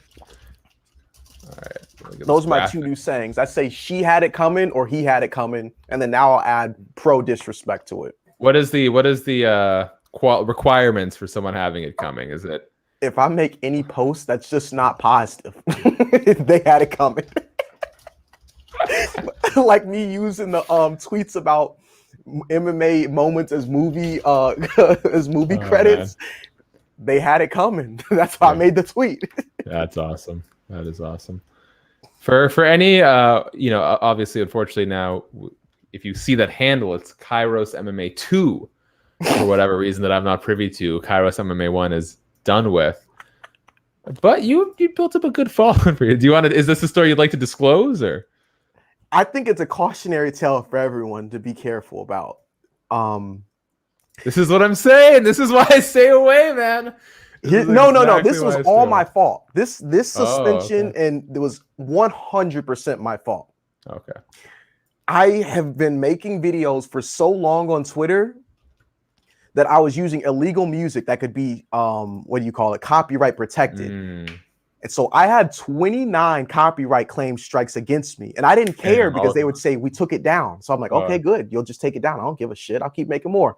And finally, the last straw, I dropped one song by Schoolboy Q, and UMG Music was like, this is the 29th strike, account gone forever. I was like, fuck. Forever? Oh, I'm so sorry to hear that. Forever. That account was busting too. That account was crazy. It was. Well, guys, if you haven't already, at Kairos MMA 2 on Twitter, there's a reason you had so many followers. Get them back up there. At least with this account, I'm not blocked by like 1,000 people. That account got blocked by a lot of people because of how much stuff I posted. Again, that was funny. Yeah, that reminds me, I have a really bad habit of, there's some great resources out there for copyright-free music, so long as you include a link in the description. And I use the same one so much as I sometimes forget to go and like put the link in. So reminder to me before I get all my videos taken down, go give people their rightful credit, but nobody's clicking on the description. No one at all. No, man. So, but if they want to give me their music for free, I will gladly throw a link in the description. Listen, if you're a struggling artist out there, if you are a creative genius and you want someone to hear your music, hit me up. I will put your music in my video, but send me instrumentals, not your voice, instrumentals, because I like to talk on my videos. Yeah, there you go. I notice you're much more prevalent on Twitter, like your YouTube channel, a little bit of infrequency. Why is that? Two reasons why. I had a shift to my mind state. I realized that two things. One, the amount of effort that I would put towards making YouTube videos was like a lot. I would spend so long editing these things. I would spend so long shooting them, like talking through scripts and like writing it out. And I was just like, we're reaching a point of no return where I'm putting way too much effort in and the yield from it is just way too little. Yeah. As opposed to TikTok, I'll put together like a 2-minute video on TikTok that I shoot in an hour, edit in an hour, and upload it, and it'll get like 12,000 views. It'll get like, so I'm like, okay, I understand that it's changing. The social media and networks are changing. Let me adapt to it. Sure, I'll get back to YouTube. Like, I'm just being lazy, but I'm just like, I found new focuses that I'm also tapping into. Yeah, I agree wholeheartedly. It's one of those things where I think a lot of they're getting, unfortunately, better at it. Like big businesses quicker to adapt to these things than they used to be. Like I think about how long it took media, big media entities to get on YouTube. It took them like 10 years. But TikTok, they hopped on it quick. So that gap is closing. It sucks for creators. But there's also a lot of big companies that are just resistant to change for whatever reason. I think maybe the logistics of like recalibrating where resources go maybe has something to do with it, but I can't tell you how many companies I'm like, guys, why aren't you putting more money into TikTok? Like, come on. But I also think they're hiring people who don't have that knowledge base too. Like it's you majored in business. You didn't major in communications or social media management or public relations. So it's like that sort of situation where there's the pool of talent is so slow that you can't benefit anyway because you don't have the knowledge of how to make TikToks or, So it sucks, but fuck it, hire me. I got you. If you're out there, I'll work for you, Pfizer. You want me to help you with the shots? I'll work for you, Johnson & Johnson. You need some PR help from them shots too. I got you. That is awesome. Okay, getting back onto the fight real quick. You did mention all these, the Talia Santoses of the world who are well on their way to being a contender. But oh, and there we go. We got Jake Paul on the screen eating his popcorn. God, I hate it. It's look, Nick Diaz, excuse me. Isn't that a pleasant change? Here's my thing with Jake Paul. And I get it. It's the point, like you said, us talking about him is why he does what he does. I've just had my fill. Like I get the gimmick, go make your money. It doesn't upset me, but I'm just not interested in it. And unfortunately, due to my line of work, I'm sort of shoehorned into a place where I have to ingest more of this than I personally would care to at this point. I get it. Yeah, I get it. It's okay that people cover it. I just don't like how the fighters will pay so much into this. And they're just like, I gotta fight this guy. It's like, listen, if you fight this guy, you have nothing. You will only lose respect. You're fighting someone with 3 fights. Everyone wants to talk about, oh my gosh, he's so bad. Okay, let's look at the first 3 people Muhammad Ali boxed. Let's look at the first 3 people that Mike Tyson boxed. Come on. Like he has to box these bums early because he's a bum. Like, what do y'all want from him? I don't know though. I'm sure people will be people. Yeah. So regarding what's next for Valentina Shevchenko, you've mentioned all these contenders on their way up, but I'm going to look up the rankings. I can't see anyone who's ready right now. She got to take a break. Yeah. So you just want to see Valentina take a bit of an absence? Yes. Take an absence or try and make the Amanda fight. And then let the cards fall as they may. Yeah, I think. Let me see what's going on with this woman. But Lauren Murphy is fighting Joanne Calderwood next. While, like you said, I don't think that's the future of flyweight. I think the winner of that fight, give them Valentina Shevchenko just to keep the champ active. And, in a pocket of time, I think you can make the argument that Murphy has earned a title shot. I just think we're now seeing an influx of sort of the next wave of women's flyweight. So I say give Valentina the winner of Murphy Calderwood, especially if it's Murphy. And by that time, hopefully you have built a couple new contenders that can give Valentina more of a challenge than this last swath of competitors have. She's in a peculiar spot. Like, it's like, okay, clearly you're the number 1 contender after all this has happened. The same way as how in the women's 115-pound division, Carla Esparza is clearly the number 1 contender because she's on a winning streak. But it's like, do we really want to see you fight before other people who are more skilled than you? You know what I'm saying? Yeah, I think this is one of those situations where if we adopt this mindset all the time, you're never going to have an Anderson Silva. Like, if you look at Anderson Silva's records, there are some cans in those title defenses. But sometimes that's just how the cookie crumbles. Because I don't think you can ask the champ to take a break. I also don't want to rush legitimate contenders into a spot they're not yet ready for. So, sometimes you just got to keep the train moving. By that time, hopefully you have likes Natalia Santos who are like legitimately ready and can give Valentina a run. What's funny about that is people have turned on Anderson as of late. I don't know if the times are changing or maybe people just research a lot better, but before it was like Anderson's a god. Now they're like, he's the UFC MVP. He's just fucking up. Like, I'm like, wow, y'all really flipped the coin on Anderson. Wild. Yeah, I think the fact that Anderson Silva has remained as competitive as he has to this day speaks volumes. He should not have been in there with Uriah Hall, but he gave Uriah Hall a good fight. He gave Israel Adesanya a good fight.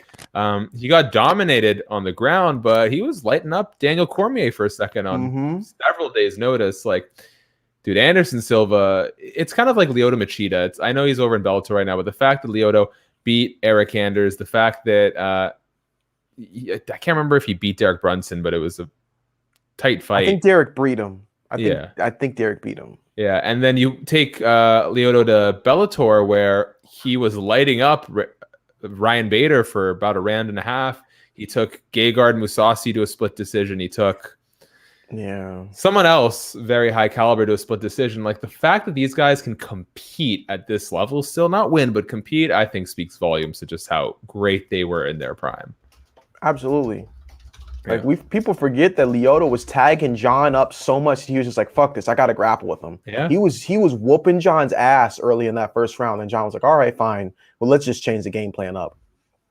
Yeah. Take a look at that. Sorry, he got smoked by Derek Brunson. That was complete revision. Yeah, I thought so. I was like, I'm pretty sure Derek beat him. Yeah, but Eric Anders split decision win, Vitor Belfort KO front kick, split decision win over Rafael Carvalho, former Bellator middleweight champion.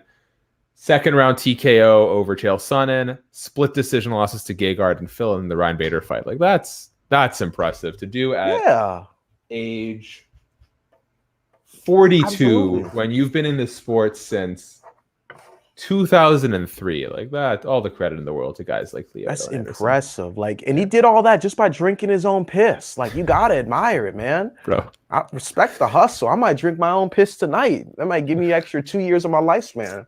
All right. I don't know if you ever played odds. It might not work with the delay here, but odds you drink your own piss tonight. You can pick a number. Odds I drink my own piss. Yeah, you can give me a range. It can be like 1 to 10, 1 to 20, 1 to 30, 1 to 100, and then we'll each count down. If I say shit, are you serious? Hell no, I'm not even gonna. But you can return it. So if you pick 100 and we don't match up, I have to do 190, and then we end it there. Are those odds you're willing to chance? I'm gonna tell you right now, my man. I have so much self-respect for myself, and I love myself so much that I would think about drinking my own piss because I love myself so much, but at the same time, I would never cross that. You know what I'm doing? I'm making you go first, then I'm immediately kicking you out of the StreamYard. So. I'm just gonna say no. We ain't no way in hell I'm even entertaining this about drinking my piss. Well, tonight would be the night where it would go south for me. So I'm just gonna say no. Yeah. Know when to hold them, know when to fold them. We're just getting Kairos' reemergence here as Kairos 2.0. We don't need to derail it so soon. It's too soon. But Rose Namajunas making her walk to the Octagon co-main event. So when did the UFC officially? I'm going to point this out. I know people are going to give me some flack for it. I don't know why you would. Pat Barry, Rose Namajunas seem to have a beautiful relationship. But I don't know if you're conscious of this. I read on Twitter today. Do you know where I'm going with this? Where I'm going with this? So Pat Barry is age 41. Rose Namajunas is age 28. That is a 13-year age difference. Whatever, to each their own. I read on Twitter, and do not take my word for this because I don't know. Apparently they met when Rose was 14, which would put Pat Barry at 27. Do you know if this is true? Am I free to say what I like, or should I tread carefully?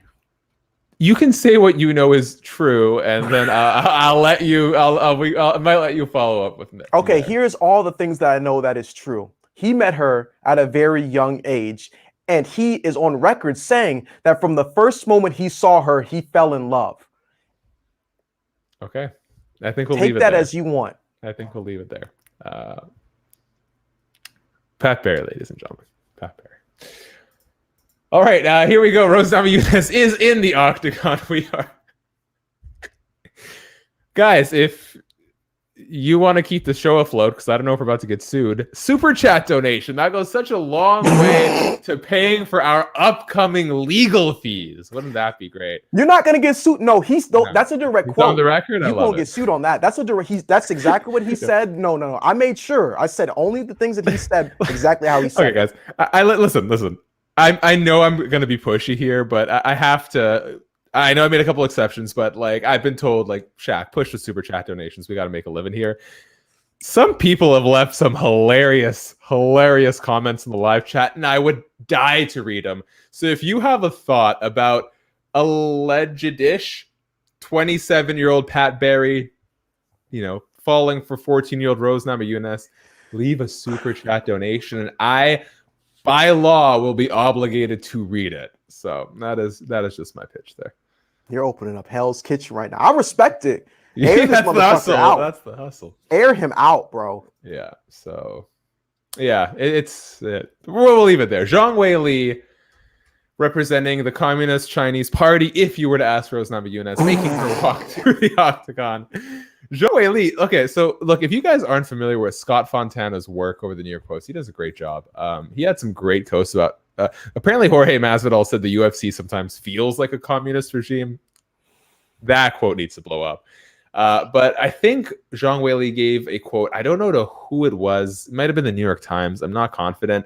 But there's a quote where she says something akin to Rose Namajunas isn't as important as she likes to think.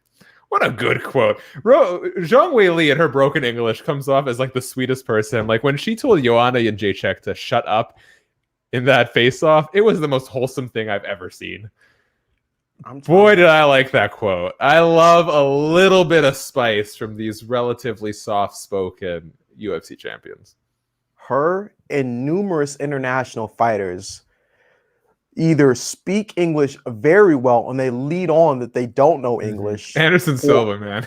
Anderson Silva and Jose Aldo know English fluently. They speak English better than most people who live in America, but they won't ever let you know it. And I think Zhang Weili is slowly like gotten to that point because I know she doesn't control her Instagram, so that's not a valid point.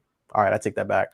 Okay, but yeah, she's probably, sometimes I think it's a confidence issue too. I know Patricio Pitbull speaks fluent English, but him and his manager apparently at odds often. He's like, dude, you got to do these in interviews.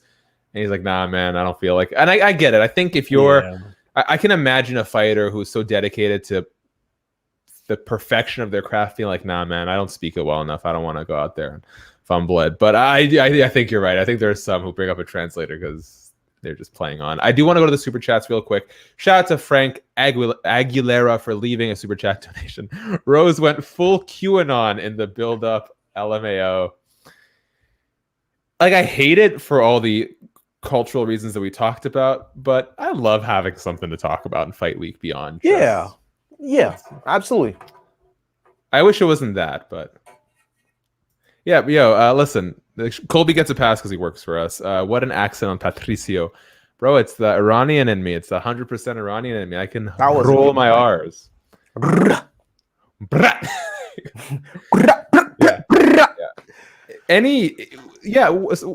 is it? It seems like only white Americans can't roll their R's. It's like everyone else has it down pat. They can do it just fine. We spice our food. I don't know, man. I don't know what it is. Nah, let me stop. Yeah, I've got an Indian friend who like you can't go to dinner to his family's place. It's just you will die. Really? Yeah, something will catch on fire. And I've been through this pandemic. Every time my girlfriend and I go to grab food, I'm like, no, I need it a little bit hotter. I'm trying to condition my body so that when this is all over, I can go chow down at his parents' place. That's the goal. Indians do cook the fuck up in their kitchen. Respect to them. It's insane. It is crazy. One of our presumably white American viewers, thank you guys for being here. This makes the experience so much better when we have you guys involved. Says, can confirm I cannot roll my R's. And it takes a real person to admit that. I respect you. Whoever you are who said that, respect to you. Yes, shout out. And Frank says, as a Latino, there are many similarities between us and Iranians, including the rolling of our R's. Yes, we gotta. Oh, you know what? My dad was a journalist. He was on television up here in Canada very frequently, and he does like a lot of poetry readings. He makes the Iranian language sound nice when he reads like poetry in Farsi. But I'll be honest, man, like when it's just conversational, it's a lot of khaz. A lot of those Middle Eastern languages, they have a lot of khaz. It's like Dutch. No disrespect to the Dutch, but it doesn't sound pretty. You got like Italian, Spanish. These are languages that like sound nice to the ear. Farsi's not one of them, man. Yeah, well, that's just me. I gotta listen now. Now you piqued my interest. Yes, because I know I've heard it numerous times, but I never thought about it like that. I'm gonna listen intently now. And my girlfriend's like, yeah, it's not the prettiest language. I'm like, sucks to be you. That's all you get. I have to hear it all day, every day. Like, what are you talking about? Yeah, we have the only white Americans here who can roll their R's are the ones who took Spanish class. So there we go. Zhang Weili, Rose Namajunas, double fist pump. That's nice to see. So you said that you are picking Namajunas to take the dub here, right? Mm-hmm. Oh, and okay. Here's an interesting tidbit. While they did the fist bump in the center, Zhang double checked. Hey, do you want to do one once we start? And I was like, none of that, man. It's showtime. This is going to be very interesting. I don't consider Rose to be a large person, but she towers over Zhang Weili. You think so? A little bit. No, you don't think so? Is it just that Rose is like closer to me on the camera? Is it a? I'm not. It looks like Rose is only like an inch or two taller. She doesn't look. Is she wider at all? I'm gonna say no. All right. I'm gonna say no. All right. Weili's swinging that air early, though. That's good. I'm glad Rose is doing that. She's making her just throw naked strikes and missing. We'll see. I'm interested in seeing how this goes. Like, Zhang Weili across 2 fights is such a peculiar fighter because you see her, slump Jessica Andrade in like a minute to win the title, and then goes from that to having that insane 5-round war with Joanna Jędrzejczyk. We've seen like 2 very different ends of the spectrum. Rose, who I think is just phenomenal with her feints and her movement.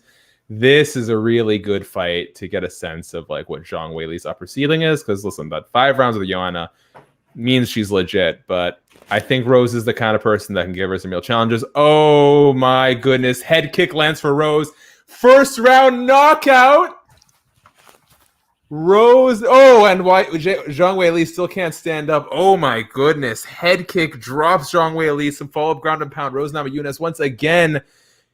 Your champion, Zhang Weili, still protesting, but she can't walk straight. I don't think I fuck with that stoppage. I want to see it again, though. As much as I wanted Rose to win, I think that stoppage might have been bullshit. Keith Peterson on some bullshit again, maybe. We'll see. You know what? I'm not mad at it. We'll wait for the replay, but yeah, Zhang Weili was stumbling. Like, she did not seem like she had it all there. Nor was she in a good position to defend. But let's take a look at the replay. Either way, Rose Namajunas is your UFC strawweight champion. I think the UFC's most bankable star in this division. Maybe not on a global spectrum. Obviously, Zhang Weili has a huge international following, but Rose is a big deal in the US. Wow. Nice switch head kick. Oh, my God. Zhang Weili's head bounces off the floor. 3. No, I think that was fine. You could have probably let it go a couple more punches, but Zhang wasn't defending any of those. She was just kind of like flattened out on the floor. Even when Keith stopped, even when Keith interjected, she was still it was clean. Good for Keith. I'm still gonna talk my shit though about him. Yeah. Hashtag cigarettes and alcohol. Fuck you mean? Wow, what a beautiful switch head kick. Good for Rose. Good for Rose. She is so bad for good. Joanna though, because I picked Joanna. I wanted this. Joanna's not getting a shot at the title now. No, not against Rose. And so where does that? The camera on Joe Rogan and John Anik was just insane. Yeah, dude, Zhang Weili couldn't stand up straight. She's upset though. She's super upset about that. I don't blame her though. Like, she worked very hard for the shit and then she lost it in round 1 like that. Fucking A. Dude, strawweight is all action at the highest level. I was talking to Scott about this yesterday. Like, there's Pat Barry, the loving and supportive husband that he is. You know what? I'ma say what you can't say. First of all, fuck Pat Barry. He's a fucking psycho. Here's the problem with Pat Barry, okay? He even acknowledged after the Karolina Kowalkiewicz fight that he was always constantly pushing his negative energy into Rose and punishing her for something that wasn't her fault. Mm-hmm. He was punishing her because of stuff that went bad in his life and being a fucking dick about it. Fuck Pat Barry. I'm sick of seeing him in these fucking promos, sick of seeing him in the fucking embeddeds, sick of seeing him always talking in every single episode. Bro, get that man the fuck out of here. He should not be... I won't say what I was about to say about him and R. Kelly, but just know, fuck him. Fuck Pat Barry. Welcome, guys, to the UFC 261. Get him the fuck out of here. Hey, more power to you, Carlos. I'm not here to. I understand. That's why you brought me here, though. Maybe I should have done my research, but I should have done my research on Pat Barry. No, it's serious. It's what just as advertised. Okay, well, good to know. Anyways, for those just tuning in, you missed a hellacious kick from Rose. You missed a hellacious rant from Kairos. Prior to that, Rose Namajunas with a hellacious head kick, dropping Zhang Weili some follow-up strikes. And we have new UFC strawweight champion, Rose Namajunas, cashing in as an underdog. I think it was like 175 on some odds on maker sites. So... damn. I was talking to Scott about this the other day. Bro, I don't think there is a better division in the top 5 than UFC strawweight in terms of just like high level but high action. There's no combination of Joanna Jędrzejczyk, where am I at here? Rose Namajunas, Zhang Weili, Joanna Jędrzejczyk, and prior Jessica Andrade. That isn't just a blast. It is so much fun. And here we go. First round. Were we calling that TKO, I think, officially? I think it'll be a TKO. Get this graphic up. What a great first. I got to say, props to the UFC. Regardless of how many people get the Rona from this event, it was a good first fight back with the live crowd. The prelims were insane. Lots of high action fights. We saw something terribly nasty happen to Chris Weidman. Rose Namajunas, the first round KO. Valentina Shevchenko defends her belt. Like, this has been a good card from start to finish. It's phenomenal. Yeah. I really hope that I'm not gonna say that. I love the internal monologue that goes on with Kairos. I'm not gonna say that, but yeah. It's like I usually have a couple hours to edit these things and review them before I say them. That's a good idea. All right. I do a pretty good job at moderating what I want to say, but like some things need to be said a certain way for people to get the idea. Some people can't read between the lines. I feel you. Do you have the ability easily to unmute and tell me what Zhang Weili is saying just so I get this graphic up.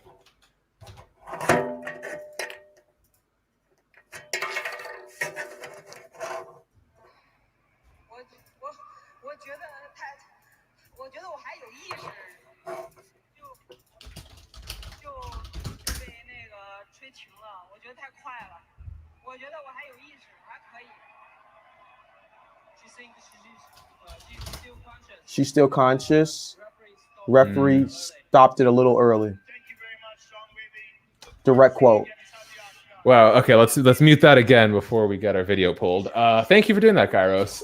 Yeah, sorry. I don't think they've been doing it tonight. I don't think that Nah, she was out, and the follow-up shots made sure she was fucking out. I'm gonna be real. Yeah, I think like don't interview the fighters when they got TKO'd. Nah, shouldn't. She was. What happened? That used to be the policy, right? They don't care. The UFC makes up so much shit about what they do and don't do, and then they never follow through with it. Yeah. Like, she was so surprised. She thought it was going to be a leg kick. She even did you know how she dodged leg kicks against Joanna while she did the hip thrust? She literally did the hip thrust right there. And Rose changed it up to a head kick with the lead, and that's what dropped her. She was so sure it was going to be a leg kick. And when it went up to her head, she got dropped immediately, and she didn't know it was coming in. The follow-up strikes definitely woke her up. Like, Rose is a genius. That's why I'm telling people, Rose is a fucking genius. She knew that she was going to be checking the leg kicks immediately, which is why she went immediately upstairs. Like, bro, people don't understand. That bald-headed woman, she's a dangerous person. Everything changed for Rose Namajunas when she shaved that head off. That's why I said, I was like, she's got it all figured out now. Everyone always talks about her mental stability. Nah, she's got it figured out. Sean Ross Sapp pointed out on Twitter, the only UFC strawweight champion Rose has never beaten is Carla Esparza. I don't think I want that fight next, but like you said, in regards to just where we're at with the rankings. Yeah, they're going to give it to her because Carla's on a 3-fight or 4-fight winning streak. Give it to Carla. I mean, whatever. Let Rose officially clean out the strawweight division. And who has better timing in this industry than Sean Ross Sapp? We were just talking about the man. Hello? Yo. Here, I got this. There we go. What are you doing, Shaq? My live stream shot. Damn. That was incredible. That was wild. Super Florida of them to boo her, but I mean, still, I'm glad that Rose. No. Oh, Zhang Weili, yeah, super Florida. no. But MGK about to get powerbombed through a ramp by Kevin Owens, but that was unbelievable. Rose Namajunas, the first woman to ever lose a UFC title, then regain it, which is wild. Is that going in the Sean Ross stats for UFC 260? Goddamn right it is. Somebody's got to earn us a little bit of money around here, Shaq. Yes, so I'm doing those cheap stats. Yes, and we thank you for it, Sean. I mean, it's what we do. Those P3 protein packs are garbage. I reached out to I was talking to someone about this the other day. On what planet does like a little snack pack of cheese, pepperoni sticks, and nuts become like a major sponsor. Pepperoni sticks, if you're lucky. They got that slimy ham in a lot of them. Ugh. Like, you think Donald Cerrone's hanging out at the ranch eating that stuff? Get out of here. He's got animals that he has personally mauled with his own hands, hanging up, making his own beef jerky. Like, come on. Insanity. Main event. Let's just get this question out of the way. Jorge Masvidal, Kamaru Usman 2. More competitive, equally as competitive, less competitive than the first time. Obviously, Jorge has a full camp this time, but I don't see a lot of people giving him a whole lot of credit. I think I had somebody block me on Facebook today because I'll explain it. Did you call them the P word again? What, a pussy? No, I didn't. I don't know what the rules are. I said they said that somebody who was taking bets should bet the opposite of what I said because then they'd win. And by the way, I picked every single fight correctly tonight, every single one of them, including a Rose Namajunas first round finish. Wow. At that. Wow. Definitely didn't predict that Chris Weidman was going to wrap his shit around somebody's leg. Don't remind me. But I said, hey, if you want to make a personal bet about Kamaru Usman and Masvidal, I would love to make that bet because I don't see any way that Masvidal wins this fight. And then he blocked me. So, you know what? First of all, people who block people, I understand. Some people need to block people because you get harassed by people. I understand that, and some people are just straight up jerks. But if you block a person based off of a difference of opinion or being called out for you initiating some shit, you're fucking soft. You are so fucking soft. I agree. I will never, ever, ever be mean to somebody even on Twitter unless they're mean to me first. Or like if somebody's showing up being a dick to Shaq, I'll probably Sean, you got my back in a street fight? Are we doing this? A Twitter fight. I don't know about a street fight. We're gonna have our own street fight stories that we can share. I'll come out. I've got plenty of street fight stories, but damn, I'm supposed to save this for a podcast. Sean, I need to ask, considering that you live in a population with less people than my high school senior year, you must have fought everyone in town. Right? Okay, so the people my age, yes, but it was like we were all friends and it would just happen type of thing. Like, I'll tell you guys one. There were these two guys. They were brothers, and they looked nothing alike. One was a ginger redhead, and the other one was like this brunette fella.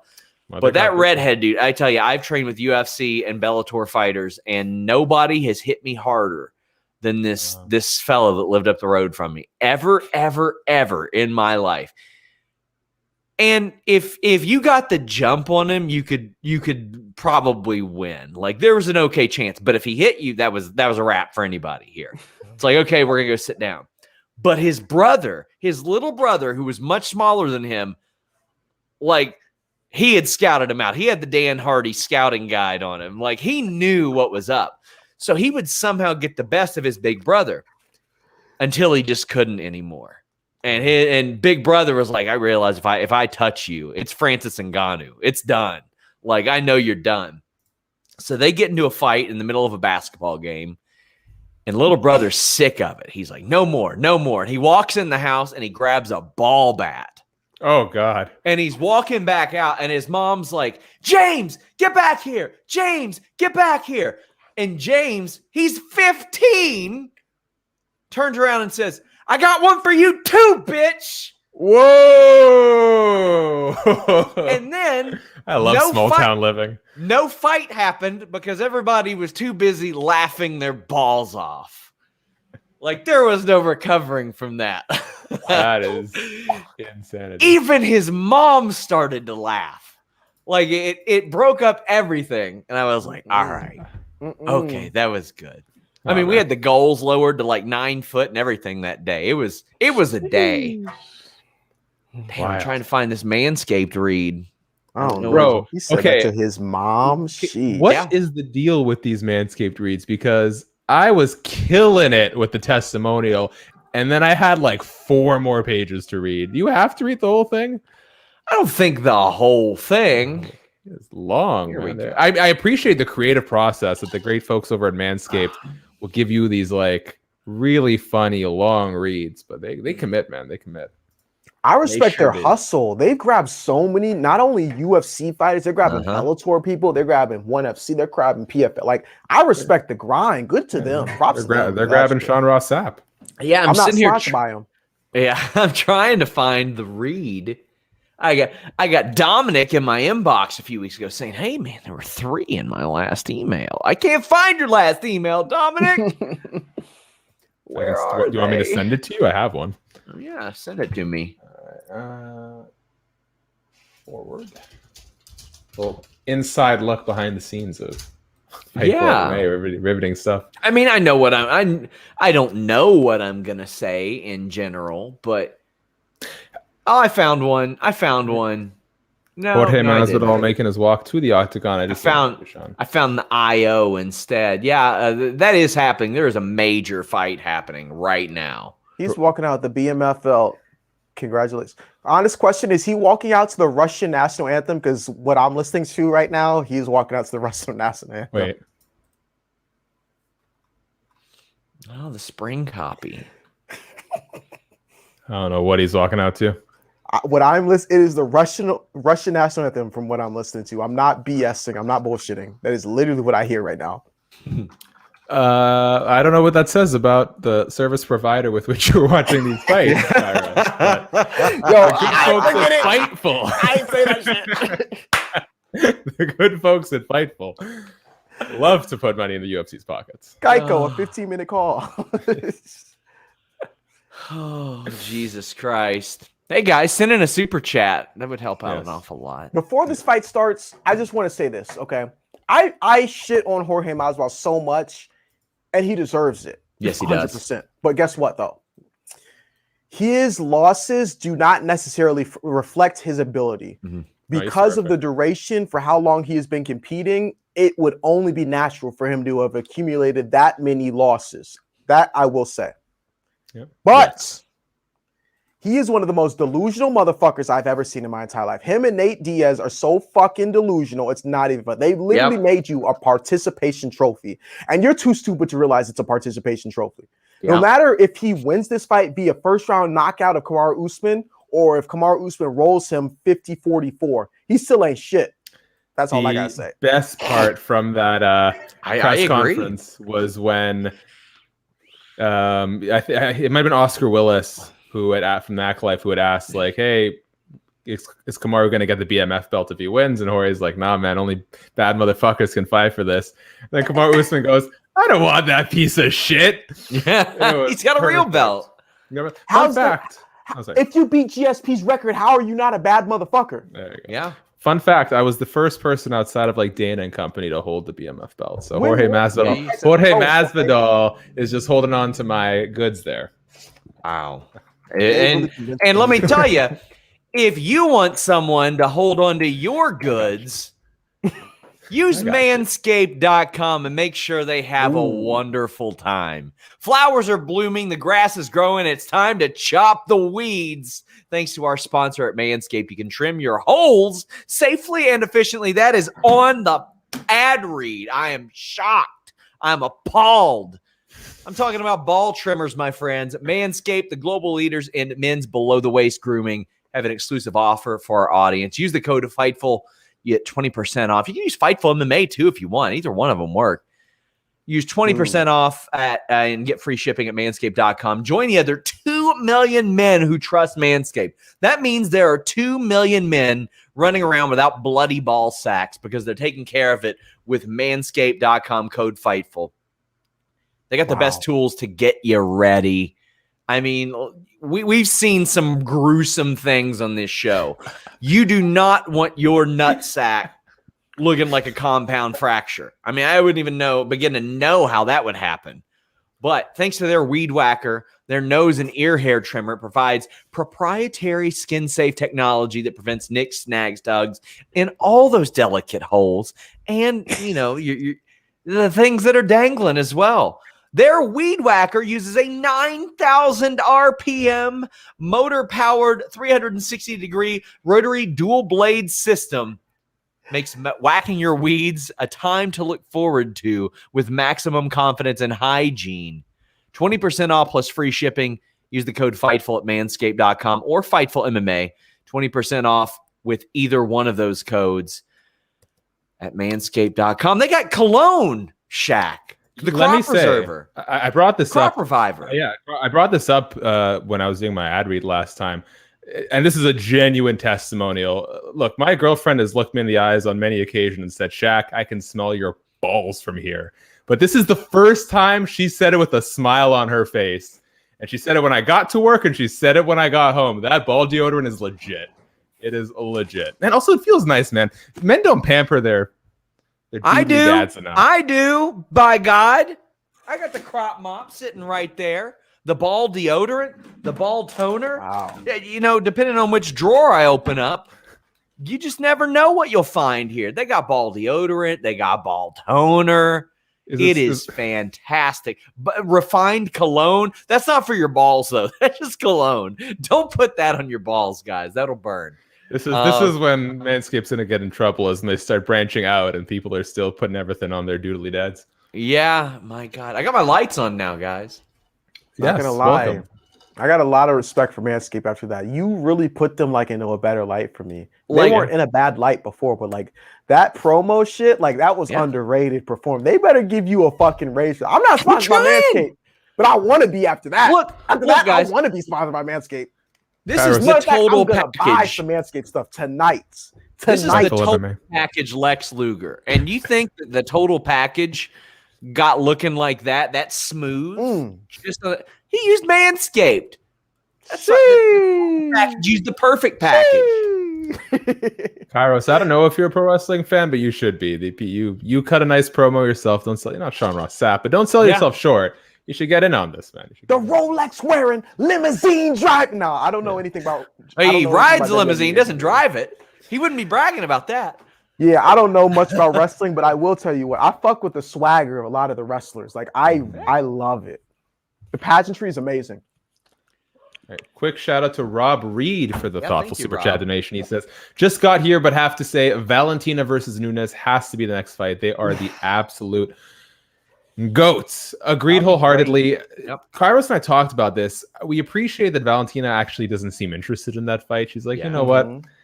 Flyweight queen is good enough for me. I think that's best for the divisions in general. But Kairos and I were also talking about this. Like, I'm not super amped on Lauren Murphy versus Joanne Calderwood. So if there's a time to do a super fight again, it's like with Anderson and George back in the day. Now is the time. It makes a ton of sense. And almost 0 times have I ever been like, oh, somebody got beat twice. Let's give him a third one. But that second fight was so close. Yep. And these are quite literally 2 women who have dominated everybody. Valentina has beaten a bunch of the best 115 pounders as well, in addition to every 125er that's come her way. And she hung right there with Amanda Nunes. Amanda Nunes has beaten, I mean, she's the GOAT. She's the best I've ever seen as far as women go. I think it's the right fight to make. I would do that in like December or something, if possible. Here's my question for you both then. Is there a single fight that you would watch 5 times? I asked that because what if Valentina were to beat Amanda? Of course, they're going to do a rematch. And imagine if she beats her again. Now it's 2-2. Are you interested in watching a 5-fight stint between 2 fighters? So I thought that's what was going to happen with Kane and JDS. I thought that they fought each other so early in their careers, so many times, that it was going to go that direction. And then, of course, what happened to both of them happened to both of them.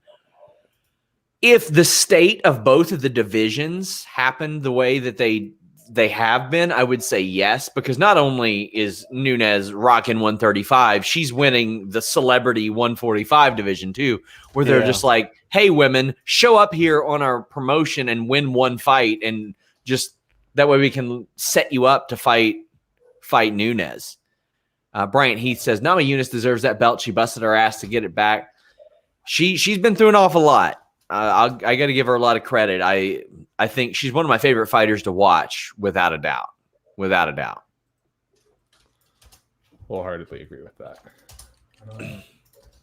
Man, Masvidal used to be so like effortlessly cool. Now he had to talk politics. Then he spoke like It stopped being like, okay, this was the guy that Kimbo endorsed, and started to be like, oh.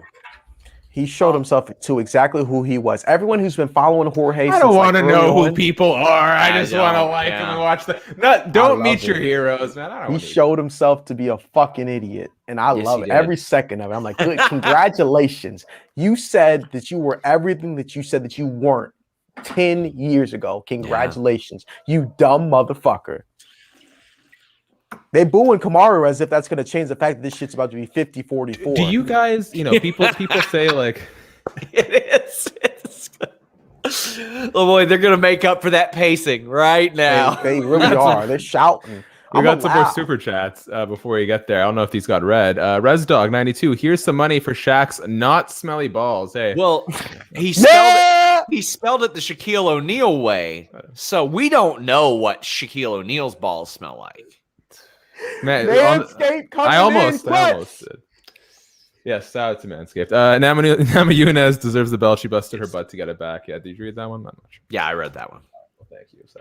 Oh man, I love a good fight night, especially when I don't have to work it. Yeah, sit back, enjoy. Not wait, man. This man about to get his 15th loss. People are gonna be so surprised. This shit's hilarious. MMA Instagram and MMA Facebook are going to be so appalled that the better fighter won again. Yeah. Minus 435. That shit should be at least minus 700. So someone put a bet tonight, 44K on Jorge Masvidal to win something like 130, 140 grand. That's a stupid thing to do. Yeah. That was Chad Ochocinco. He asked people before the fight. He said, Jorge, should I put this money on you? Wait, did he really put that money down? Yes, I know for a fact that was Chad Ochocinco because he asked him about it, and then Jorge was like, he didn't respond right away. And then he asked him again. And Jorge was like, "Yeah, man, put it on me." I was like, "Oh, you fucked up." He's a local hero. I love this. Kamaru's walking all the way over to Jorge's side. Chad's a local legend. I love Chad. He did great things for Cincinnati, but that was bad for him. That was a bad idea. He doesn't make the best decisions, man. He doesn't. I got to read one more super chat very quick, and I love this one. Frank Aguilera says, Shaq, your stuff has been really great lately. Keep it up. What clicked for Masvidal after he's been a journey fighter all these years? His knee against Askren's face, and that's it. Thank you, Frank. Much appreciate that. He said a journey fighter. I can't as much as shit as I give Jorge. He ain't a journey fighter, but damn, that was funny. I mean, that's what changed it. If he would have had an unspectacular win over Ben Askren, none of this would have happened. If he would have went 30-27 against Askren, this fight wouldn't be happening right now. Now, they would push him, and here's why. Because the welterweight division loves disrespecting champions who are dominant. They were shitting on Woodley when he had 3 title defenses, even though he wrote the blueprint on how to beat Damian Maia, even though he sparked Robbie Lawler. Like, they don't give a fuck. Yeah. If they don't like you, they're going to try and scheme around you. I mean, he also, I got to say, the win over Teal was big at the time, too. But exactly. This is also still a guy. Ooh, stiff jab from Usman. Who has not won 4 fights since he joined Strikeforce. 4 fights in a row since he joined Strikeforce. Ever. Yeah. All right, guys. Sean, I don't know where you're at with your feed here. I'm at 358. Oh, you are about 12 seconds ahead. Okay, so I'll pause. Let me know when you're at 353. 4 minutes. 59, 58, 57, 56, 55. Okay, I'm at 51, 50. 50. Yep, we're together. We're together. Cool. There we go. Look at this. I love Usman's movement, man. I think his striking is way better than people are giving him credit for. I think we saw that in the Gilbert Burns fight. He's more mobile this fight than he's been in his previous fights. He's mobile this time. Well, he's getting better. Like, I mean, I believe that Jorge Masvidal is getting better, but just naturally, you're not going to progress at the same rate that someone like Usman is at this stage. The problem with Jorge is he strengthens his strengths only. He's like, all right, great. I'm strengthening my anti-wrestling and I'm strengthening my offensive striking. He has yet to strengthen his offensive wrestling. You're not going to be the welterweight champion of the world if you have no offensive grappling. The division is way too grapple heavy for you to not have that in your arsenal. And it's unfortunate, but that's just the facts. Yeah. I like that overhand right Usman's throwing on the lunge in. He's going to fucking catch him. He's going to get a takedown sooner or later, and then that overhand's going to fucking catch him. Nice body kick by Jorge. Kamaru returns fire. I will say, and I've got no skin in the game here, but man, is stuff gonna go crazy if Jorge finds a way to win this fight. Don't jinx this. Don't jinx this. Nah, fuck Very that. I don't nice. believe in hexes or jinx. That shit ain't gonna happen. Good on flying knee from Jorge. Kamaru Usman transitions into a takedown. Good on Jorge for not giving up his back though. So here we are settling into what this fight was going to look like, and all credit to Kamaru. He didn't go hunting for this. Jorge gave him this takedown with that flying knee entry. I don't know why he threw that. Maybe he know. Obviously, I don't know shit about striking, but maybe he just I don't know what the fuck that was. Yeah. Well, I understand the idea of trying to maybe like catch someone coming in. I feel like in this fight, it's best serving you to not give more options for someone to take you down. Yeah. I like those elbows that Jorge's throwing though. Those like slightly angled. That's beautiful off the back. That's brilliant. That's something we saw a lot from. I think it was Bisping in the GSP fight that really changed a lot of opening and closing the guard and throwing elbows along the way because he knew he was going to get taken down. Whoa, those are really nice. Back elbows on the floor for Jorge. It's impressive how he got that angle on those. Yeah. He's brilliant with them shits. Good for him. He has some answers for certain things. Yeah, got to stay active. If you know you're going to be on your back, at least be active. And him being active set up him being able to go up against the cage and maybe getting up. Someone in the comments says, I've lost too much money on UFC. Guys, MMA is hard to bet on. I bet using people who literally cover MMA betting for a living, and they get like 60% of it right. It's not easy. You want to know the secrets to making real money? Don't bet on UFC fights? No. Stay away from main events. Stay away from title fights. Stay away from the main card. Oh, look at the prelims. Right from Kamaru. Sorry. Look at the prelims and look at women's MMA fights that are in 115 and 125 and 135. And just, bro, that you want to know where my percentage comes from? Those three things right there. Stay away from those rules and then don't bet on people who you like. If you like a fighter, do not. Yeah. I thought about doing a Rose Valentina Usman parlay. And I wish I would have, honestly. Now I really wish I would have. I mean, that's a solid one. That's a solid parlay. How much would you have bet, though, is the question. I don't know. I didn't even get that far. I looked at it. I had somebody throw me a few options. Entry from Jorge. Sorry. Watching the fight here. Oh, we're watching the fight, too. Well, that's a clear Kamaru round right there. Yeah, I'd say so. Oh, I love the jaw jacking in between rounds. Granted, Jorge has a right to jaw jack a little bit, but he didn't win that round, though. No, he did not win that round. So I get what he's trying to do. He's trying to like say, I'm still here. I get it. Like, I understand shit talk and like asserting dominance, but he needs to figure out an answer more than just the elbows too. He has to either stop the takedowns or he has to be able to scramble back. You can't just throw strikes off your back. I do. I mean, that's more offense than I thought he was going to get into as well. Guys, leave a thumbs up on this video if you're watching. We would greatly appreciate it. Subscribe. We also have youtube.com/Fightful MMA. That's where Shaq does a whole lot of different stuff. Yes. That was an active, fun first round. Oh, tequila is terrible. Wow. Oh. That is ass. Yeah. Who was the last person Colby fought? Tyron Woodley. Oh yeah, it was Woodley in September. Yeah. All he does is take Kamaru Usman's leftovers. His last like 3 or 4 fights have been everyone who's Kamaru's beat. And it's like, oh, I beat them too. It's like, bro, can you fucking beat a fighter Kamaru didn't already break? For fuck's sake, man. He's going to try and fight Jorge next. Yeah, I hope he does. I would much rather see him fight Jorge than Kamaru again. Hey, Shaq, tap that mute real quick. Mute button. Fuck that. Fight Wonder Boy. Stop with this bullshit of fighting people. Like, bro, fight Wonder Boy. How about that? Since you're so like confident in your abilities, fight Wonder Boy. Yep. Feel like something's on the way. He won't take that fight though because he knows better. I think Wonder Boy is one of the toughest matchups to beat in the welterweight division. Like without a doubt, if there's anyone who can beat Kamaru, it's gonna be Wonder Boy. But I'm not saying that I think Wonder Boy would beat him. But I'm just saying if anyone can beat him, it'd be Wonder Boy. Yeah. You can tell Masvidal is having more fun. Usman's least engaging. Shitting fuck! Wow. Oh my God! Wow. Oh, and the last one separated him from consciousness. You know Usman's gonna feel good about that. Wow. Herb Dean let it go on just long enough. That last punch put him out. Well, there's you guys' BMF. Woo! They could not have had a card go better for fans to be back. You know, outside of Chris Weidman, that thing happened. Oh, that shit is bad. Wow. This was one of the most hype main cards, like the most fun to watch main cards I've ever seen. And the main event of a 3-title fight show is over at 12:18 Eastern. I'm shocked. I told my girlfriend not to expect me until the AM Pacific, and I might actually make it. Dana White ain't showing up at that presser until 3 a.m. Eastern at least. Enjoy, by the way. Wow. Well, that's that. Like, what's Jorge gonna say now, right?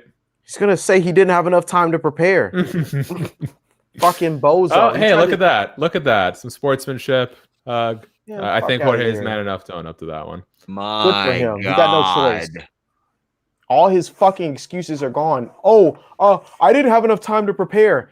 We saw your IG. You were preparing with wrestlers for months before for this fight. And then when the fight fell off, you still were training. But then when it came back to pass, you're like, oh, I wasn't prepared. You want to talk about a champion, though. Kamaru Usman makes the call out, wanting to shut up Jorge Masvidal at his own game, and he does it. Who's better? No one's better. He's crushing the welterweight division in a time where the welterweight division has been more competitive than it's ever been. Yeah. You're going to tell me when GSP was beating Matt Hughes, the welterweight division was more competitive with Josh Koscheck? And like here. And like you can't the old rap on Kamaru was that he had boring fights. And exactly. That has not been him for the last 2 years. Bozo, and I mean even the Dos Anjos fight was so much fun, but TKO'd Colby, TKO'd Gilbert Burns, KO'd Masvidal violently. Wow. I love these shots they put on Joe Rogan. I don't want to hear this bullshit of Jorge no more of this game bred shit. And Leon Edwards sure deserves the title fight if he wins, but it's I don't think that Leon Edwards has gotten better in the last 5.5 years than Kamaru Usman has gotten better in the last 5.5 years. Correct. Oh my God, wow. Kamaru Usman is so freaking good. It's crazy because he's not even using his fucking wrestling anymore. No. It's over. For every last one of you, it's different from when Tyron Woodley wasn't using his wrestling anymore. He's just striking people with heavy strikes. No, Kamaru Usman is technically and then knocking you out. So it's just no, it's not the same. He doesn't even have to use his strengths anymore. He's getting to the point where John Jones got, where he was 24 years old. He was like, well, I guess I don't have to grapple anymore with these boys. I can out kickbox them. Yeah. That's essentially what Kamaru Usman is entering right now. He's going to start kickboxing people only for the next 5 to 6 fights with his title defenses. That's crazy. Bryant, he says, Trevor Whitman, what a night. Mm-hmm. Indeed. Yeah. Trevor Whitman's a G, man. He's trained so many legendary fighters, man. What an incredible night of fights that was. That was fun to freaking watch. You could not have had a better cap to that show for the UFC. I am excited. I'm not excited. I'm interested to see how many COVID cases pop up out of this sucker. Oh, yeah. They're not going to report them, bro. They made them sign. People had to sign waivers to get tickets. Did you know that? Yeah. There's that whole kerfuffle. That was a Dana White hit piece. Dana White putting a hit piece on a journalist for copy and pasting the UFC's own. Jesus. Yeah. Maybe you should produce a highlight video about it. That'll go over better. Tell about it. Journalists. Okay. Sean, any closing statements? No, that was an incredible show. Again, thoughts to Chris Weidman, but yes. Wow. Was that all first round finishes? Did something Valentina was second, and the main event went to second as well. Okay, you're right. Yeah, it did. Wow. Just fun. I had a blast watching MMA tonight. Cool. Granted, I only started watching MMA at 10:15, so. Kairos, let the people know where they can find you. I don't feel right about doing that on other people's networks. Your Twitter handle is already there. Yes, please. Just keep it a buck with you. I'm not going to share any of that information. I'm just so grateful that I could be on here and sharing this stuff with you guys and talking the shit. I don't like promoting shit. I think that shit's kind of weird on other people's stuff. So thank you. And know if you want me back, I'll definitely be back. But I'm not promoting anything. Well, fortunately for you, we're real fucking weird. So everybody go follow him. Yeah, please do. He was great. Rob Reed said that crowd changed their tune after the Usman one. Yeah, they did. Okay, guys. First and foremost, go follow at Kairos MMA 2 on Twitter. I don't know what his TikTok is, but I'm sure you can find it. Thank you guys very much for tuning in. The super chat donations, it all means so much. If you haven't already, hit subscribe, tap the notification bell here on Fightful Pro Wrestling, and then go do the same at Fightful MMA. That's where you're going to get our UFC fighters reacts, our tier list, all sorts of fun out of the box MMA content. Shout out to Sean. Nice to see you here on one of these live streams again. Hopefully we do it again soon. Time for that terrible, terrible outro of mine. Stay tuned for everything Fightful and so delightful. Peace out.